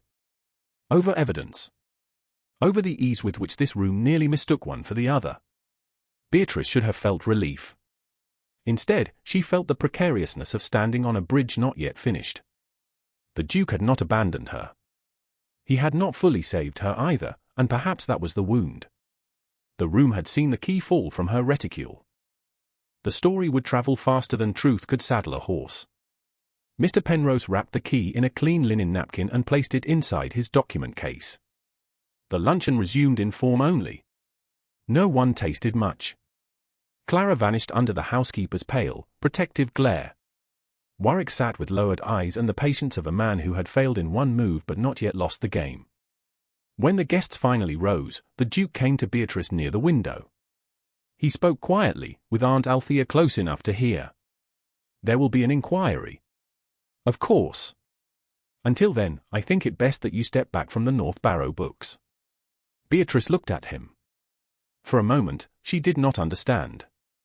Then she did, and the pain of it was so swift that she almost smiled. "To protect me?" "Yes." His answer came too quickly. He knew it as soon as it left him. "Your Grace," she said, "that is what men call it when they close the door softly." His face tightened. She curtsied before he could answer. Around them, the county whispered, and on the polished floor where the key had fallen, Beatrice could still see the faint wet mark it had left behind. The story changed before the luncheon plates were cleared from the sideboard. By late afternoon, no one at Brackenhurst said openly that Miss Beatrice Vane had stolen an estate key, entered locked buildings, and twisted a ducal household around her curiosity. They did not need to. Polite houses had more delicate instruments than accusation. A pause before her name. A glance toward her reticule. A servant falling silent as she crossed the hall. Lady Honoria Peveril had left the dining room looking deeply troubled, which was the expression practiced women wore when they had arranged trouble and wished to admire it from a moral height. Mr. Warwick had disappeared with the air of a loyal servant pained by necessary truths. The Duke remained behind with Mr. Penrose, the solicitor, and the linen-wrapped key locked inside a document case. Beatrice returned to her chamber with Aunt Althea, removed her gloves, and discovered that her palms still remembered the weight of the key though she no longer held it. "He did not abandon you," Aunt Althea said, as if fairness cost her something. Beatrice stood near the window and watched the wet park grow dim. "No, he stopped Warwick from touching the key. He protected Clara from immediate dismissal. He called for formal record." "Yes." "Then why do you look as though he struck you?" Beatrice turned. "Because he closed the book in my hands and called it protection." Aunt Althea's face softened, and for a moment she looked less like a chaperone and more like the woman who had held Beatrice the day Vane Court's last tenant came to say farewell. "My dear, I know what follows. First, I am told to rest. Then I am told the matter is too delicate. Then men with titles and papers speak over my father's name while I wait outside a room for the verdict of my own life." Her voice remained calm. That was the worst of it. Anger might have warmed her. Calm only made the wound exact. "I will not do it again." A knock came before Aunt Althea could answer. The housekeeper entered with Clara behind her. The maid's face was pale, her eyes lowered so far she seemed to be looking at the floor for mercy. "Miss Vane," Mrs. Dollin said, stiff with household discipline and private distress, "this girl has asked leave to speak. I told her it must be in my presence and Mrs. Vane's." Clara twisted her apron in both hands. Beatrice stepped away from the window. "You may speak safely here." The girl began to cry without sound, which was worse than sobbing. "I'm sorry, miss. I didn't want to. He said my mother would lose the cottage if I was turned out. He said no one would believe a kitchen maid over him. Aunt Althea's expression sharpened. Mr. Warwick. Clara nodded. He gave me the key. He told me to put it in your reticule before luncheon. I thought if I only set it there and no one was hurt, perhaps it wouldn't be so bad. But someone was hurt, Beatrice said gently. Clara flinched. Yes, miss. Beatrice looked at Mrs. Dollin. She must not be punished for telling the truth. The housekeeper pressed her lips together. That is for His Grace to decide. Then tell His Grace I request it. Mrs. Dollin hesitated, perhaps surprised by the authority in Beatrice's voice. Then she inclined her head. I shall. Clara lifted frightened eyes.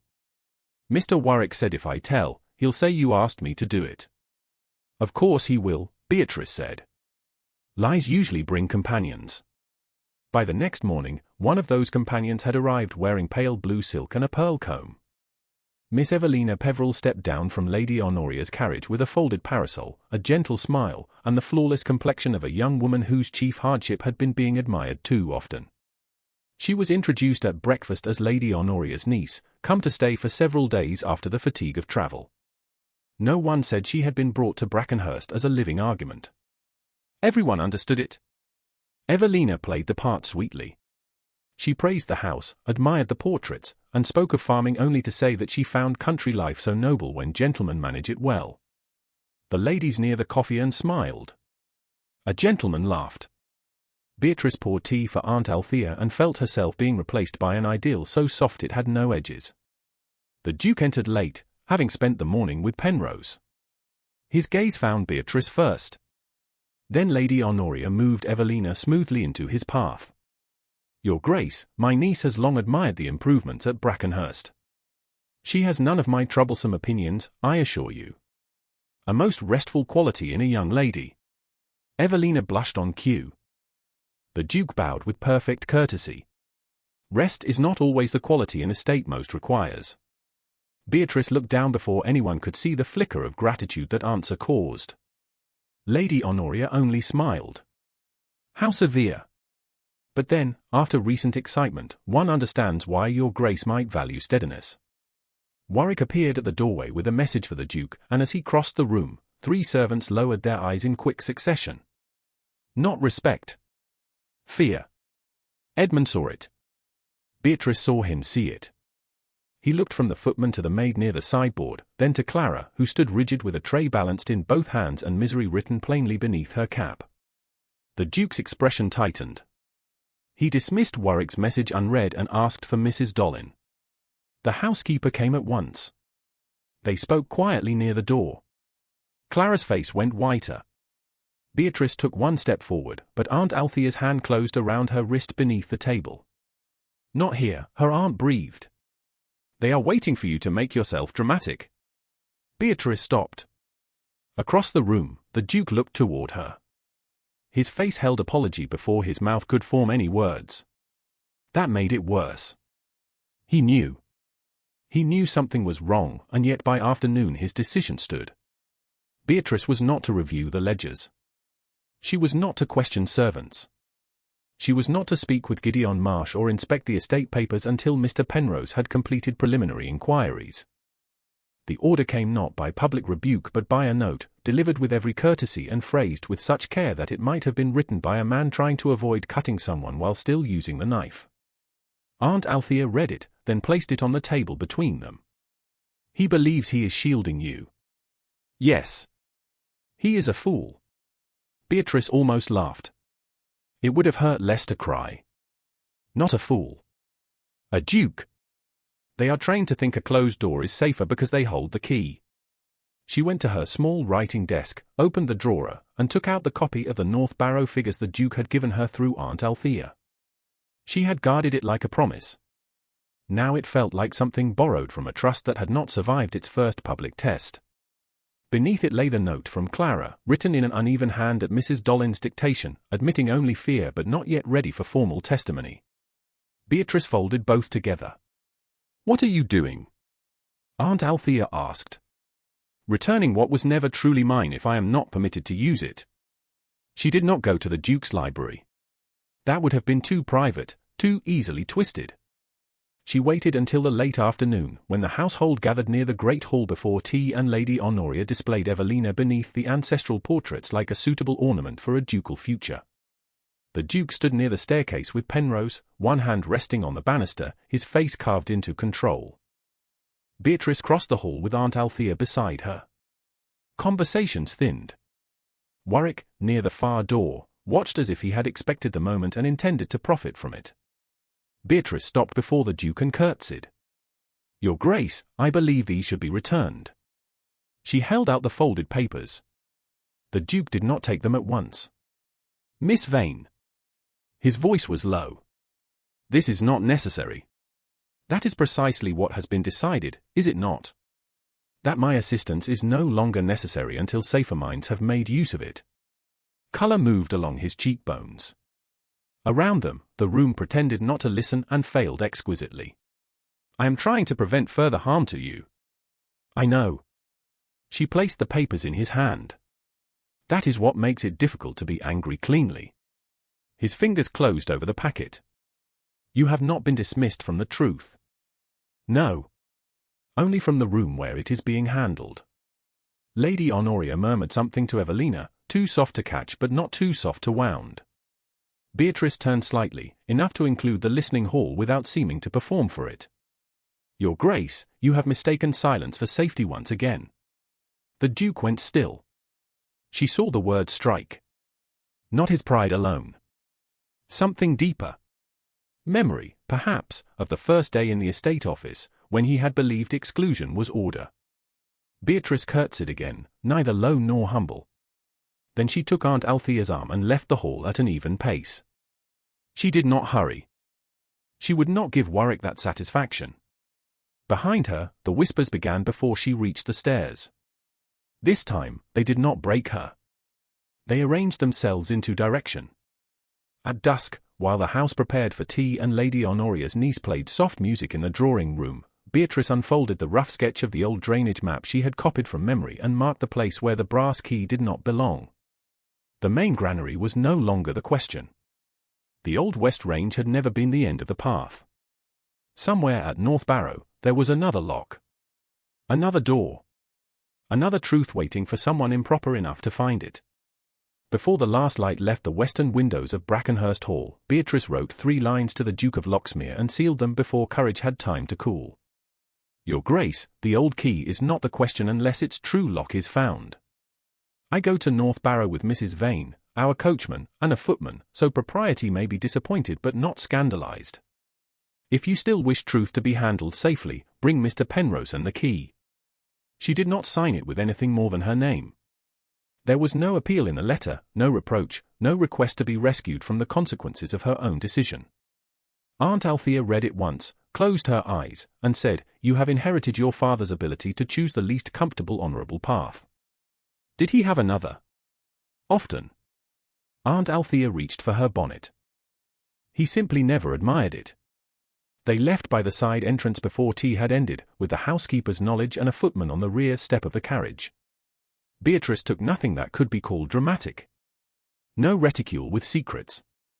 No stolen paper. Only her rough copy of the drainage map, Clara's dictated confession folded inside her glove, and the memory of the key turning on the polished floor as every respectable face decided what sort of woman she must be. The road to North Barrow ran damp and rutted beneath a low violet sky. The fields lay bruised from the storm but breathing. Water still glimmered in the furrows, and the open culvert whispered somewhere below the ground like a wound that had finally begun to drain. Gideon Marsh met the carriage at the gate with a lantern in his hand and anxiety held stiffly in his shoulders. His wife stood behind him, shawl drawn close, while an old man with a bent back and clear eyes leaned on a stick near the buyer. "This is Mr. Abel Cresswell," Gideon said. "He worked these buildings before I was born. My father said if any man remembered old locks, it would be Abel." Beatrice stepped down with Aunt Althea's hand firmly under her elbow. "Mr. Cresswell, I am sorry to trouble you at this hour." "Truth does not keep visiting hours, miss," the old man said. "Not when villains have had all day." Aunt Althea murmured, "I find him sensible." Beatrice described the old brass key, its dark bow, squared bit, and worn stem. She did not mention the luncheon room. She did not need to. Abel listened with his head tilted, then spat neatly into the mud well away from the lady's skirts. Not main granary. Gideon turned sharply. You are sure? Main granary key has 2 teeth, one long, one short. Newer lock. Brass one with a squared bit belonged to the tithe barn. Beatrice felt the air change around her. Where? Abel lifted his stick and pointed beyond the cattle yard, toward a low dark shape half hidden behind hawthorn and nettles at the edge of the Old West Range. There. Not used regular in 20 years. But old Mr. Streetmore kept broken tools and odd stores there before he stopped caring what was kept where. The building crouched under a sagging slate roof, its stone sides green with wet moss. It did not look important. That made it worse. Lies liked forgotten places. Gideon fetched another lantern, and the little party crossed the yard in proper formation that would have been almost comic if Dread had not walked among them. Aunt Althea remained close enough to Beatrice to silence any future accusation. The footman went ahead to clear the nettles. Mrs. Marsh stood at the yard gate, watching as if the shape of her family's future might appear in the lantern light. The tithe barn door was swollen with damp. Its lock was old, black, and narrow, with a keyhole that matched Beatrice's memory so precisely that her pulse leapt. She did not have the key. That absence seemed suddenly enormous. We cannot open it, Gideon said. Not without his Grace's order. No, Beatrice said. We wait. Aunt Althea looked at her in surprise.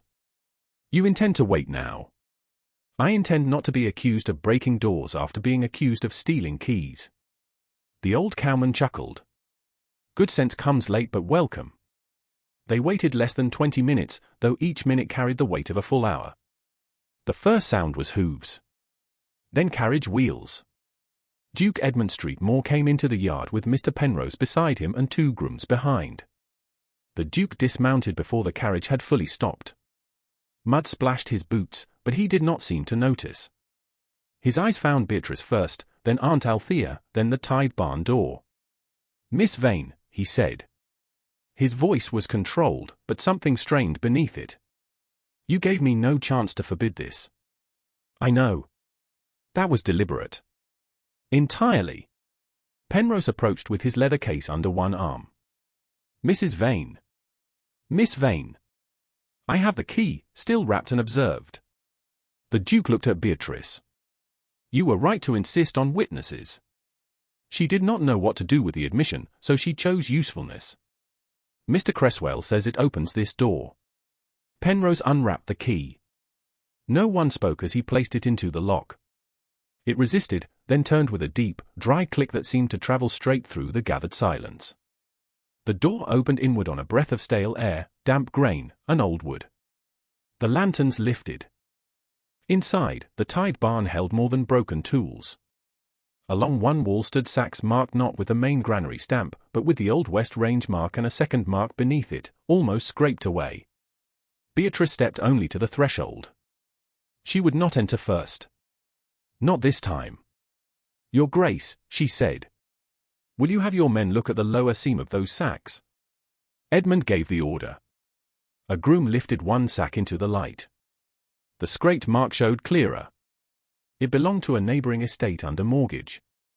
Penrose bent over it, his expression sharpening. Gideon gave a low oath, then apologized to both ladies. Behind a stack of rotting boards, the footman found a tin box wrapped in oilcloth. Penrose opened it. Inside lay folded ledger pages, dry despite the damp, written in the same neat hand as the false receipt. Duplicate entries. Grain transfers. Cartage charges. Amounts moved from one column to another like people pushed off a road. Beatrice saw Sir Thomas Vane's name again on one page, then another, used not as a man but as a convenient ghost. The ache came, but she did not bow beneath it. Edmund stood very still beside her. He did not say her name. He did not tell her to sit. He did not take the pages from her sight. This is enough to begin, Penrose said. More than enough, Your Grace. It ties the West Range stock to false charges and to transfers that never passed through the main granary. And to my father? Beatrice asked. Penrose's face softened with professional caution. It proves his name was used after his death. It does not yet prove the earlier fraud against him, but it gives us a road. A road. Not justice. Not yet. But not fog. Beatrice looked down at the page until the letters steadied. Then a voice came from the dark beyond the barn. A very touching tableau. Silas Warwick stepped into the lantern light from the side of the building, his hat low, his gloves spotless despite the yard. No one had heard him approach over the wind. Gideon moved at once, but the Duke lifted one hand and stopped him. Warwick looked not at Edmund, but at Beatrice. Miss Vane has an enviable gift for discovering what she first suggests should exist. Careful, Edmund said. Warwick bowed. Always, Your Grace. Care is all I have ever offered this estate. Beatrice heard the tremor under the words now. Not for alone. Rage, disciplined into manners. You offered North Barrow spoiled grain and a drowned field, she said.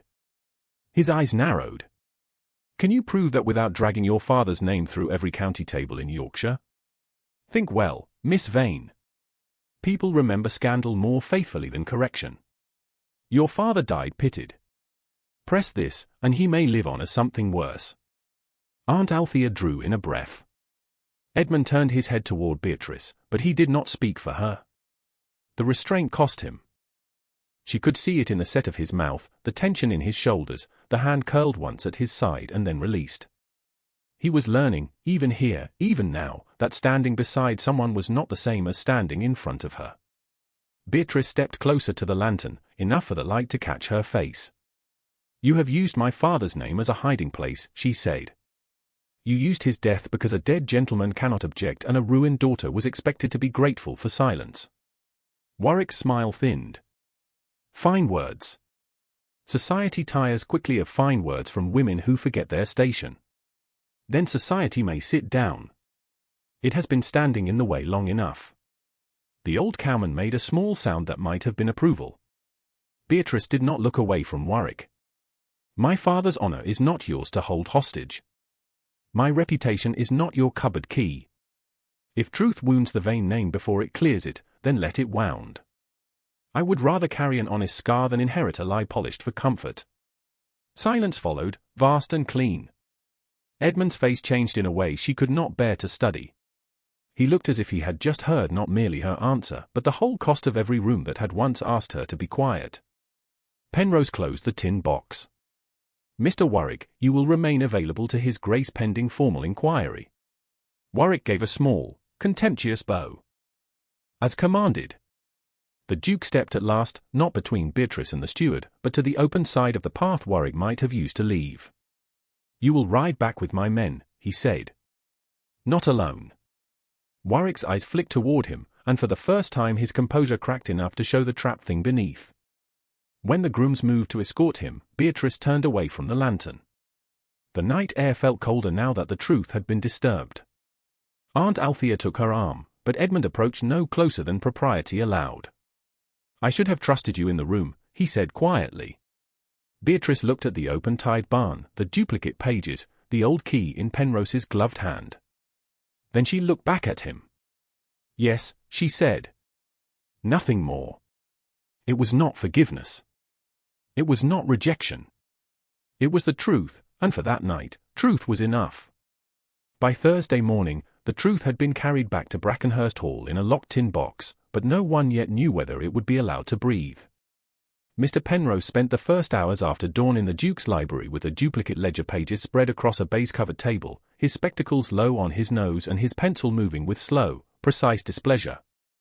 The old brass key lay beside the papers, wrapped now in clean linen and labelled in Penrose's hand.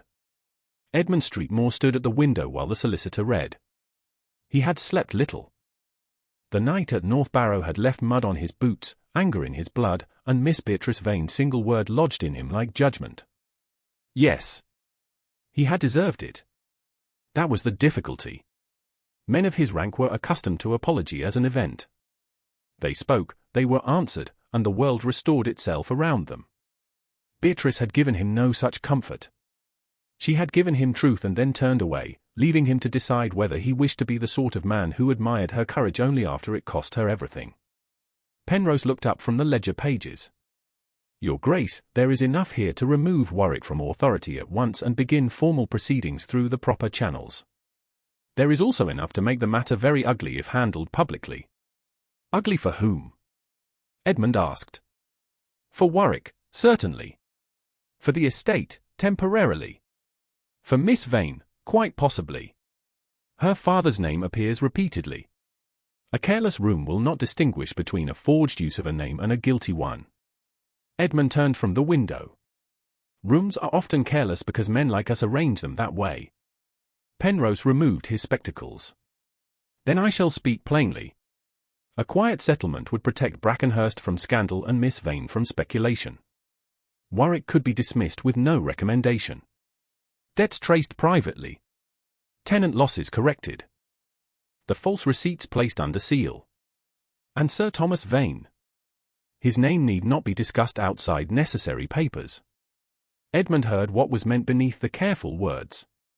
The dead man would not be accused again. He also would not be cleared. Gideon Marsh would keep his farm, but the county would go on believing he had nearly lost it through incompetence. Clara would remain a nervous maid whose testimony was too inconvenient to invite. Beatrice would be protected from gossip by being denied public truth. Once, perhaps, Edmund would have called that wisdom. Now it sounded too much like another door closing. "Send for Miss Vane and Mrs. Vane," he said. When Beatrice entered the library with Aunt Althea half an hour later, she paused at the threshold. The door was open. A footman stood within sight. Penrose rose at once. Edmund saw Beatrice take in every precaution and knew she understood why it had been arranged. Her gaze moved to the ledger pages, then to the key, then to him. She had dressed plainly in dark green wool, with her hair pinned smooth and no ornament except a small jet brooch at her collar. There was nothing fragile about her. That made what he was about to offer feel worse. "Miss Vane," he said, "we have been discussing how best to proceed." That phrase rarely brings comfort. Aunt Althea sat without being invited, which Edmund had begun to recognize as her preferred form of moral commentary. "Mr. Penrose believes the evidence is sufficient to remove Warwick and correct the losses privately." Beatrice did not look at Penrose. She looked at Edmund. "Privately. To protect your name from unnecessary speculation. My name has been protected in that fashion before. It did not survive the kindness."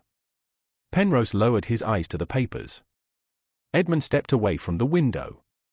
"If the matter is public, Warwick will use every forged line to suggest your father was involved in older frauds. He said as much last night. I will not have him drag you through county gossip if there is another way." "There is another way for whom?" The question was quiet. "For Brackenhurst? For your tenants? For me? For the dead? For all of them, if handled carefully." "Carefully," she repeated. That is the word men use when they mean the powerful should not be embarrassed. Edmund flinched because he had earned that too. Aunt Althea's mouth tightened, but she said nothing. Beatrice moved closer to the table.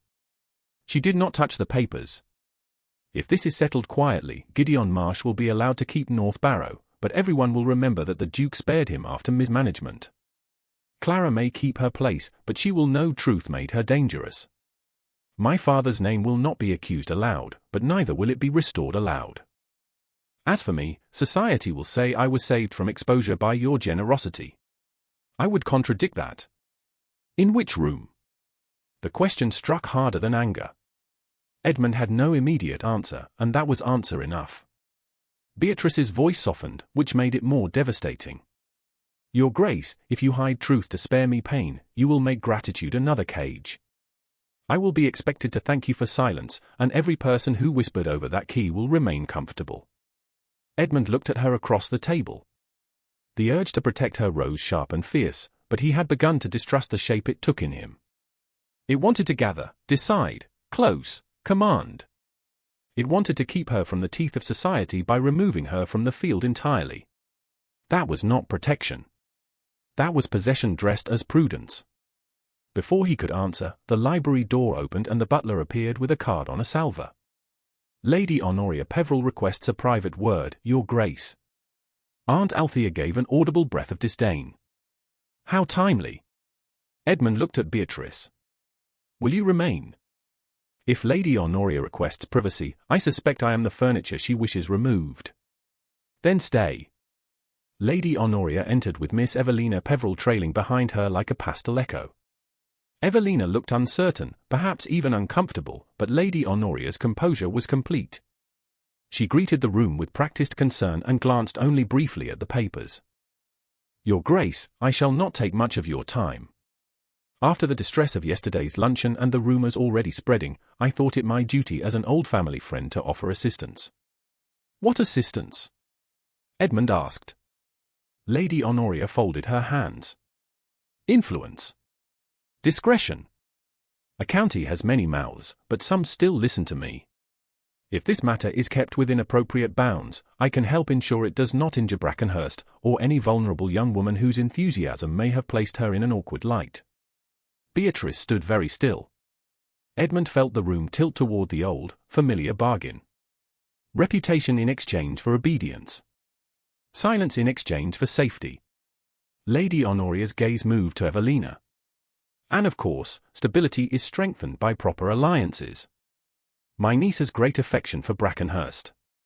She would never interfere where she ought not. Evelina's cheeks coloured. Aunt, please. Lady Honoria ignored her.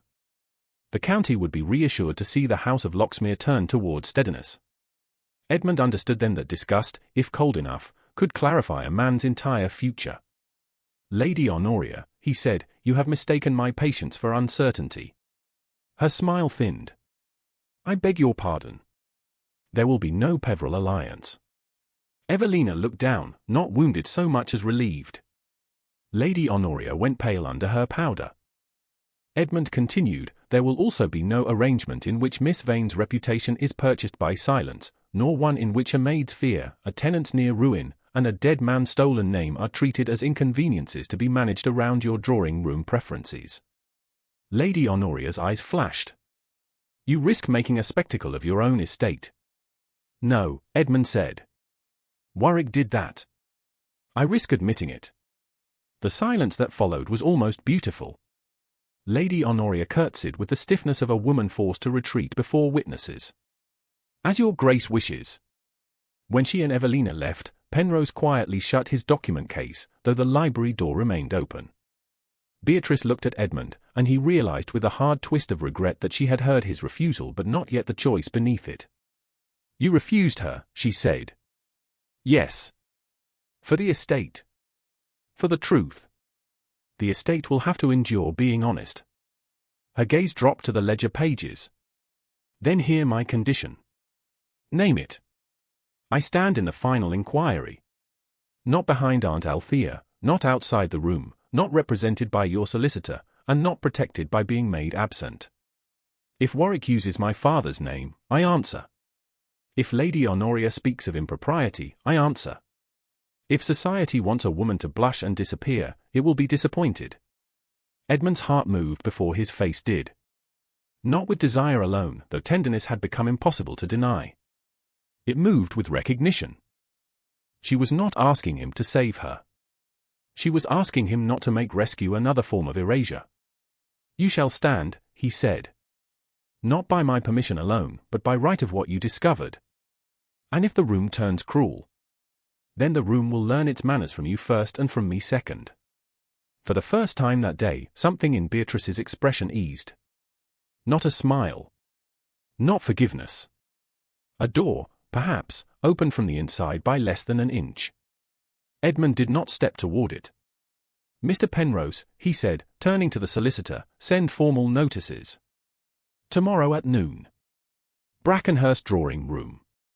Warwick, Lady Honoria, Mrs. Dollin, Clara, Gideon Marsh, Abel Cresswell, the estate agent, the carrier if he can be found, and any guest who heard the accusation at luncheon. Penrose nodded. And the purpose, your Grace? Edmund looked at Beatrice, then at the old brass key resting in linen. To determine what the key opened, he said, and what it was meant to lock away. By the time the notices left Brackenhurst, the county already had half a dozen versions of the scandal. By noon tomorrow, it would have only one truth or none at all. Beatrice stood beside Aunt Althea as the footman carried the sealed letters out, and she did not feel safe. Safety was too small a thing for what waited. She felt seen, and that was more frightening. She felt the terrible beginning of trust. At noon the next day, Brackenhurst drawing room held more silence than furniture. Chairs had been arranged in careful rows, not like a court, for no one wished to give scandal the dignity of law, but close enough that every person present understood judgment had entered by another door. The tall windows admitted a clear, cold light over polished floors, blue china, and the portraits of St. Maur ancestors watching with the expression of men who had been dead too long to be embarrassed. Mr. Penrose stood near a small writing table with his papers, the linen-wrapped key, and the tin box from the tithe barn. The Duke of Locksmere stood beside the mantel, not seated, not hidden behind rank. Beatrice noticed that first. He had placed himself where all could see him and where he could not retreat into ceremony.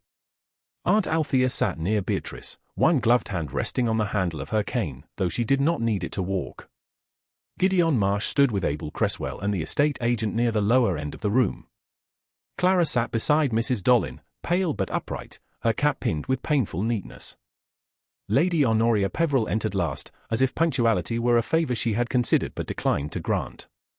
Miss Evelina followed her, eyes lowered, cheeks tense. Mr. Warwick came in behind them under the escort of a groom and bowed to the Duke with such sorrowful correctness that any stranger might have believed him the injured party. "Your Grace," he said, "I remain at your service, despite the distressing nature of these proceedings." Edmund did not answer the performance. He looked to Penrose. "Begin." That single word altered the room. It removed all lace from the matter. Penrose adjusted his spectacles. "We are gathered to address an accusation made at Wednesday's luncheon, concerning an estate key found in Miss Vane's reticule, and to examine related evidence regarding North Barrow Home Farm, the West Range stores, and certain ledger entries." Warwick lifted his chin. "May I say, sir, that I never wished matters to reach this point." "You may say it," Penrose replied. "I shall record only what is relevant." A faint colour rose in Lady Honoria's face. Beatrice would have smiled if her throat had not felt so dry. The Duke's gaze moved toward her. He did not beckon. He did not rescue. He simply made space with his attention. Penrose unfolded the cloth and placed the brass key on the table. It seemed smaller today, almost ordinary, and therefore more dangerous. "Miss Vane," he said, "will you state what you know of this object?" Beatrice rose. The room shifted around her. She felt the weight of every eye, but not as she had at luncheon. Then, they had looked to reduce her. Now, she stood because truth required a body. "I first saw that key in His Grace's estate office on Friday afternoon," she said. "It lay beside Mr. Warwick's ledger during a discussion about North Barrow. I believed then that it did not belong to the main granary." Warwick gave a patient sigh. "A belief, Miss Vane. Not knowledge." Edmund's voice cut in. "You will have your turn." Warwick bowed. Beatrice continued. "At luncheon, the same key fell from my reticule after Clara dropped a tray. Mr. Warwick identified it as the missing granary key and implied that I had used it improperly." "I implied concern," Warwick said. "No," Beatrice said, looking at him for the first time. "You implied guilt and trusted gentility to make it sound like concern." The room went still. Penrose wrote. Lady Honoria's fan opened with a soft snap. "Miss Vane," she said, "your manner is becoming rather forceful." Beatrice turned to her. "What is unseemly is not a woman reading a ledger. It is a roomful of respectable people preferring theft to discomfort." The sentence struck harder aloud than it had in her mind. Gideon Marsh looked down, swallowing hard. Clara's eyes filled, but she did not bow her head. The Duke did not smile, but something in his expression steadied into unmistakable pride. Lady Honoria had no reply that would not reveal too much of herself. Penrose cleared his throat. "Mr. Cresswell, will you step forward?" Abel Cresswell came with his stick, bent but unafraid. "Do you know this key?" Penrose asked. "Aye. Old Tithe Barn." Not main granary. How certain are you? Certain as a man can be who spent 40 years opening doors other folk forgot existed. A brief murmur moved through the room. Penrose nodded to the groom, who brought forward a wooden board holding 2 locks removed for comparison, one from the main granary and one from the tithe barn door. The key entered the old tithe lock and turned with its dry, undeniable click. It would not enter the main granary lock at all. Penrose let the failed attempt be seen by everyone. The key does not open the main granary, he said. It opens the abandoned tithe barn. The first crack appeared in Warwick's calm. It was only a tightening near the eye, but Beatrice saw it. So did Edmund. Penrose called Clara next. The maid rose with visible effort. Mrs. Dollin stood behind her like a wall in black wool. Clara, Penrose said, his voice gentler than before, tell the room how the key came into Miss Vane's reticule. Clara looked at Warwick and nearly failed. Beatrice did not speak. She only held the girl's gaze. Clara took a breath. Mr. Warwick gave it to me, sir. He said I was to put it where it would be found. Warwick stepped forward. This is absurd. The girl is frightened. She has been influenced. The Duke moved one hand, and the groom at the door took a single step closer. Warwick stopped. Clara continued, trembling but clear. He said if I told anyone, my mother would lose the cottage. He said no one would believe me over him. Mrs. Dollin placed a hand on Clara's shoulder. She told me the same within the hour, Your Grace. Before Miss Vane had any chance to instruct her. Penrose wrote quickly. Lady Honoria's fan moved faster. Servants under pressure often misunderstand, she said. Indeed, Aunt Althea replied. Especially when pressure is applied by men who smile. A dangerous sound almost became laughter and died properly before becoming vulgar. Penrose called Gideon Marsh. Gideon stood stiffly, cap in hand, and told of the false order to seal the lower sluice, the spoiled feed, and the old West Range sacks. He spoke plainly, without polish. That made him harder to dismiss. I told Mr. Warwick the grain was wrong, he said. He told me to use it or be charged for waste. I sent word the lower run needed clearing. I was told the matter was recorded and done. Was it done? Penrose asked. No, sir. If Miss Vane had not found the old run, North Barrow would have been ruined by Monday. The word seemed to enter the room through the floor and rise beneath every chair. The estate agent came next, uneasy but honest enough when his own notes were placed before him. He admitted the order recorded under Marsh's name had not come through the usual tenant channel. He had assumed Warwick had verified it. Abel confirmed the tithe barn's old use. Penrose then opened the tin box and showed the duplicate ledger pages, the scraped estate marks on the damp sacks, and the transfers that placed sound grain on paper where spoiled grain had travelled in fact. The pattern emerged piece by piece, not as drama, but as arithmetic. That made it worse for Warwick. A shouted accusation could be denied. A column of numbers had no temper to attack. At last, Penrose placed one page on the table and rested his finger beside a line. This entry links West Range Reserve barley to an arrangement with Sir Thomas Vane. Beatrice felt Aunt Althea stiffen. The room's attention sharpened with a cruelty it pretended not to possess. Warwick saw his opening and took it. At last, he said softly. We approach the delicate point. Miss Vane's zeal is understandable when one considers her family's prior difficulties. Perhaps she sees fraud everywhere because Vane Court had so much experience with it. Edmund's face went cold enough to silence the room, but he did not speak. Beatrice had asked for this place. He gave it to her. Warwick reached into his coat and drew out a folded paper, then laid it on the table with the flourish of a man revealing a final card. Ask Miss Vane why her father's name is in my accounts. The forged receipt lay open beneath the clear noonlight. Sir Thomas Vane's name stared upward from the page. A dead man summoned as witness and weapon. Beatrice did not sit. She did not reach for Aunt Althea's hand, though she wanted to. She looked at the ink, then at Warwick, whose face had regained its dreadful smoothness. Around her, the county waited to see whether a daughter would collapse beneath the weight of her father's ghost. Beatrice lifted her chin. I will answer, she said. But this time, everyone will listen to the whole sentence. Beatrice lifted the forged receipt from the table without haste, though every nerve in her body wanted either to crush it or drop it as if ink could burn. The paper was smooth, carefully preserved, and vicious in its neatness. Sir Thomas Vane's name lay near the bottom, copied with enough confidence to fool anyone who had never watched him write a letter at midnight, impatient with a bad pen and anxious for truth to reach the page before politeness interrupted it. "My father could not have signed this," she said. Warwick's brows rose with sorrowful patience. "A daughter's devotion is admirable, Miss Vane, but not evidence." "No," Beatrice said. "Which is why I shall not ask this room to believe me because I loved him." That quieted them more than tears would have done. She placed the receipt beside the duplicate ledger page Penrose had already marked. "The date is the 18th of March. 6 years after my father's burial, which is sufficient for most purposes. But if death is somehow considered an inconvenient technicality, then look at the carrier noted here. H. de Bellamy, North Road." Penrose straightened. "The carrier arrived this morning, Your Grace." Edmund looked toward the door.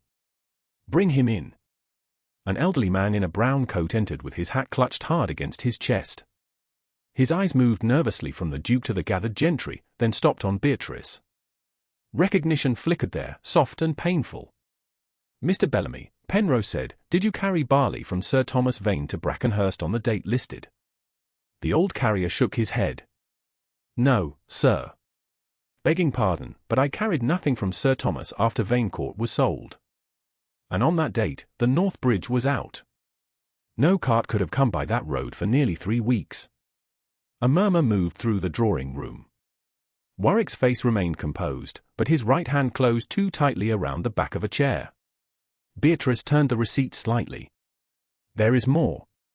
My father's V was open and broad. This one is narrow. His final E lifted because he wrote too quickly. This one sits flat. And the ink here has not aged like the ink above it. The body of the receipt is dull brown. The signature is blacker, newer, added later by a hand that knew the shape but not the habit." Penrose bent over the paper and nodded. "The difference is visible." Lady Honoria's fan trembled once, then stilled. "Many gentlemen's hands alter with age," she said. Aunt Althea looked at her. "Death alters them more completely." The sentence fell like a stone into water. No one laughed. No one dared. Warwick stepped forward. "This is sentiment arranged as proof. Miss Vane has every reason to despise me because I questioned her conduct. She has shaped circumstance into accusation." Edmund moved then, not between Beatrice and the steward, but to the side of the table where all could see his face. "No, Warwick. You shaped circumstance. Miss Vane followed it." The room turned toward him, and he let them. "I made the first error. I treated her warning as intrusion. I mistook my authority for wisdom, and when gossip rose against her, I nearly repeated that error by removing her from the very room where truth was being handled." Beatrice's breath caught, though she gave no outward sign. Edmund did not look away from the company. "I once used rank to silence Miss Vane. I won't do so again." The words did not flatter her. They cost him. That was why they mattered. Penrose opened the tin box and laid out the final pages. The evidence shows a pattern. Sound grain was entered in the accounts as if purchased and stored. Spoiled grain from the Old West Range was issued to North Barrow. Cartage was charged twice. The lower sluice order was falsely attributed to Mr. Marsh. The old culvert was to be buried, which would have ruined the field and confirmed the false account of tenant mismanagement. The forged Vane receipt was used to cover a missing reserve and to place blame where the signer could not object. Gideon Marsh stood rigid, his weathered face pale beneath the tan. "Then I was never careless." Edmund turned to him. "No. You were wronged. Your tenancy stands. Your losses will be corrected from my own account first and recovered later from the guilty parties." Gideon's mouth worked, but no words came. Mrs. Dollin put one hand on Clara's shoulder as Penrose continued. "The maid Clara has given a statement that she was coerced into placing the key. Her position shall not be forfeit for testimony given under threat." Edmund's voice followed at once. Clara remains under Mrs. Dollin's protection. Anyone who retaliates against her will answer to me. Clara began to cry then, silently, with relief so careful it seemed afraid of being noticed. Warwick's composure broke only at the edges. Your Grace, after years of service, you'll condemn me on the word of a frightened maid, a tenant desperate to keep his holding, and a lady whose family history is stained beyond repair. Beatrice felt the old wound open, but it did not swallow her. Edmund's gaze became colder than any shout. No. I dismiss you on the strength of ledgers, witnesses, false entries, concealed stores, and the fact that you believed rank would protect you from arithmetic. Penrose closed one folder. I recommend immediate removal from estate authority. The accounts should be seized for review, and sworn statements prepared for the county magistrates. Do it, Edmund said. Mr. Warwick is removed from service at Brackenhurst as of this hour. He will receive no recommendation from the House of Locksmere. His access to estate papers, funds, tenants, and servants ends now. Warwick's eyes flashed at last, raw and furious, but the groom by the door had already stepped forward. There was no struggle. Only the terrible humiliation of a man escorted from a room while everyone remained polite enough to make the ruin complete. Before he reached the door, he turned toward Beatrice. Society will remember your part in this. She met his gaze. Good. Let it remember accurately for once. The door closed behind him. Lady Honoria rose, gathering dignity around herself like a cloak. Your Grace, this has been most distressing. I trust you understand that my only concern was propriety. Edmund turned to her. Your concern was control. Her face hardened. I beg your pardon.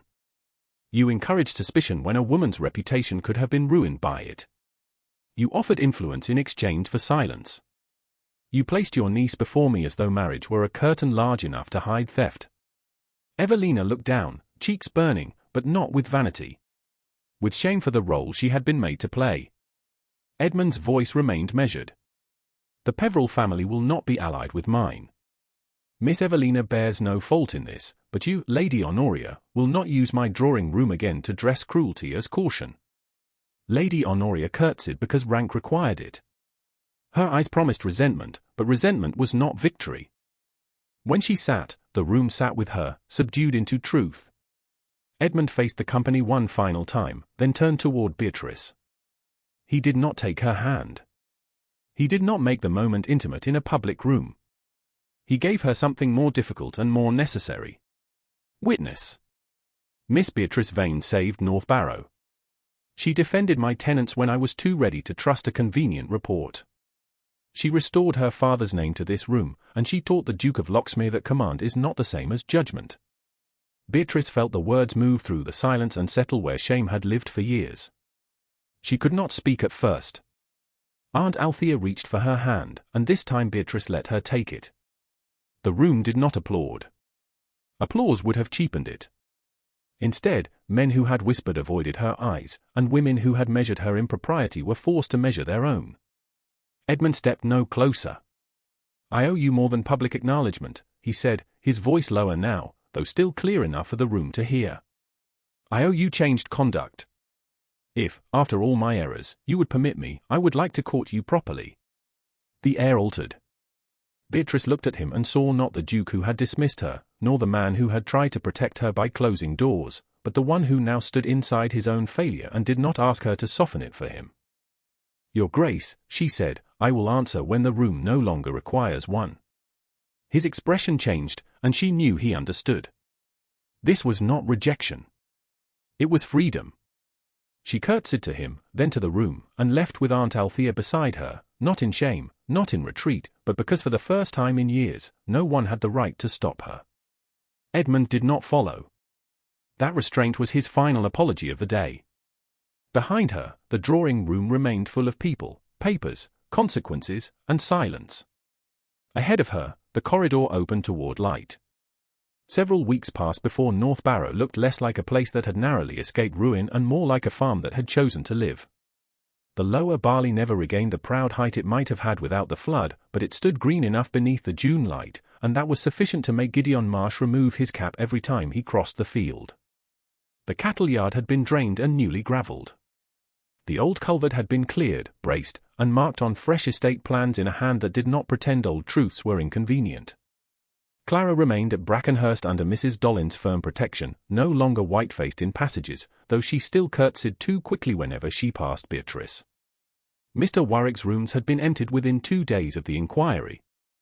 His accounts, letters, and private debts had been sent to Penrose, who prepared sworn statements for the magistrates with a satisfaction he disguised as professional neatness.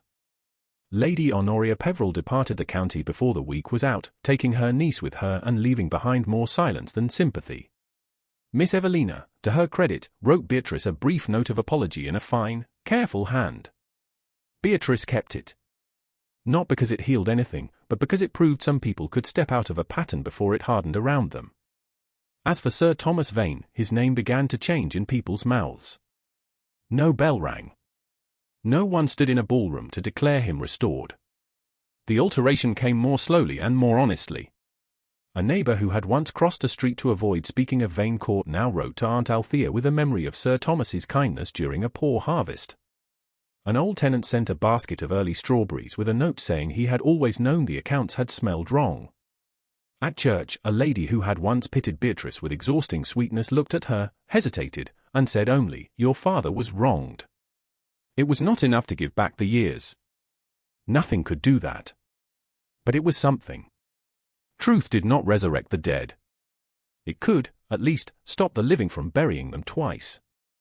Beatrice did not remain at Brackenhurst as if victory had made the house hers. She returned to Aunt Althea's modest lodging in the village and accepted invitations to the hall only when they were properly sent, properly answered, and properly attended. The Duke of Locksmere observed every boundary with such exactness that Aunt Althea, after the third morning call, declared herself both impressed and irritated. A man should not become more dangerous by behaving well, she said, watching his carriage depart. Beatrice folded the note he had brought and laid it on the table. He is not dangerous. My dear, he is handsome, repentant, powerful, and learning humility. That is a combination no sensible aunt can approve without resistance. Edmund did not come with jewels. He came with documents. The first was a formal statement, signed by himself and Penrose, affirming Beatrice's role in uncovering the fraud at Brackenhurst, the accuracy of her observations, and the restoration of Sir Thomas Vane's honour in the relevant accounts. The second was a set of letters addressed to 2 widowed relations who held estates in need of careful review, recommending Miss Beatrice Vane as a confidential adviser in household and agricultural accounts, with Aunt Althea as companion if any residents were required. Beatrice read them twice before she spoke. You understand what this gives me. Edmund stood across Aunt Althea's sitting room, hat in hand, too large for the small space and somehow careful not to dominate it. I hope it gives you choices. Even if I refuse you. His mouth tightened, but his eyes did not flinch. Especially then. Aunt Althea looked down at her embroidery with a suspicious cough. Beatrice held the papers against her lap and felt the old cage open in a direction she had not known existed. She had expected apology. She had expected courtship, perhaps, conducted with the solemn restraint of a man making amends. She had not expected freedom offered before affection was asked to answer. You should know, she said, that I will not be made into your penance. Edmund's face changed. Not pain. Recognition. No, his voice was low. My apology was owed. It was not a proposal. And your letters? Owed also, though I should have thought of them sooner. Then what remains? He looked at her with the quiet steadiness that had first unsettled her in the rain and later saved her from mistaking his regret for weakness. What remains is what I am permitted to offer, and what you are free to decline. Aunt Althea rose with great dignity and said she had developed a sudden need to inspect the kitchen garden from the window, which placed her 10 feet away and still very much present. Edmund did not move closer. Beatrice loved him a little for that before she was ready to admit she loved him at all. I have discovered, he said, that I do not want you at Brackenhurst because the estate needs your mind, though it does. I do not want you there because North Barrow stands, or because my tenants respect you, or because my solicitor now speaks of your judgment as if it were a new system of measurement. I want you there because when I am certain, you make me examine whether certainty has become pride. Because you see what others pass over. Because you tell the truth without cruelty, and you receive wounds without letting them make you small. Beatrice looked down at the letters. The paper blurred, and she was angry with herself for it. You make it sound very noble. It isn't noble. It's selfish in the most serious way. I want a life in which you are not outside the door. Aunt Althea made a small sound at the window and pretended it was a bird. Beatrice steadied herself. If I come to Brackenhurst, it will not be as the woman you rescued from scandal. No, nor as the woman who rescued your farm. No, nor as proof that the Duke of Locksmere has learned to be humble. His mouth softened, almost into a smile. God preserve me from such public usefulness. The laugh escaped before Beatrice could stop it. It was small, and it changed the room. She looked at him then, fully, without the polished caution she had worn for years like mourning. Then you may court me, your grace. His hand tightened around his hat. Properly? Exhaustingly properly. Aunt Althea will see to that. I have no doubt. And slowly. As slowly as you require. But not timidly, she added, surprising herself. I have had enough of half-open doors. Edmund bowed his head, and when he lifted it, the restraint in his face had become joy-disciplined for her sake. Then I shall knock clearly. By late summer, the old brass key had been cleaned but not polished smooth. Beatrice insisted on that. Its dark places were part of its testimony. On a Monday morning bright with clean sun, she stood before the restored granary at North Barrow with Aunt Althea, Gideon Marsh, Mrs. Marsh, Clara, Penrose, and half the farm watching from a respectful distance. She was engaged now to Edmund Streetmore, Duke of Locksmere, though the wedding would not take place until autumn, after every call had been made, every letter answered, and Aunt Althea had exhausted 3 counties with the propriety of it all. Edmund stood beside Beatrice, not ahead of her. The difference was visible to anyone who knew how to read a room, and Beatrice had learned that rooms could be taught. He placed the old key in her gloved hand. It belongs with you, he said. No, she answered softly.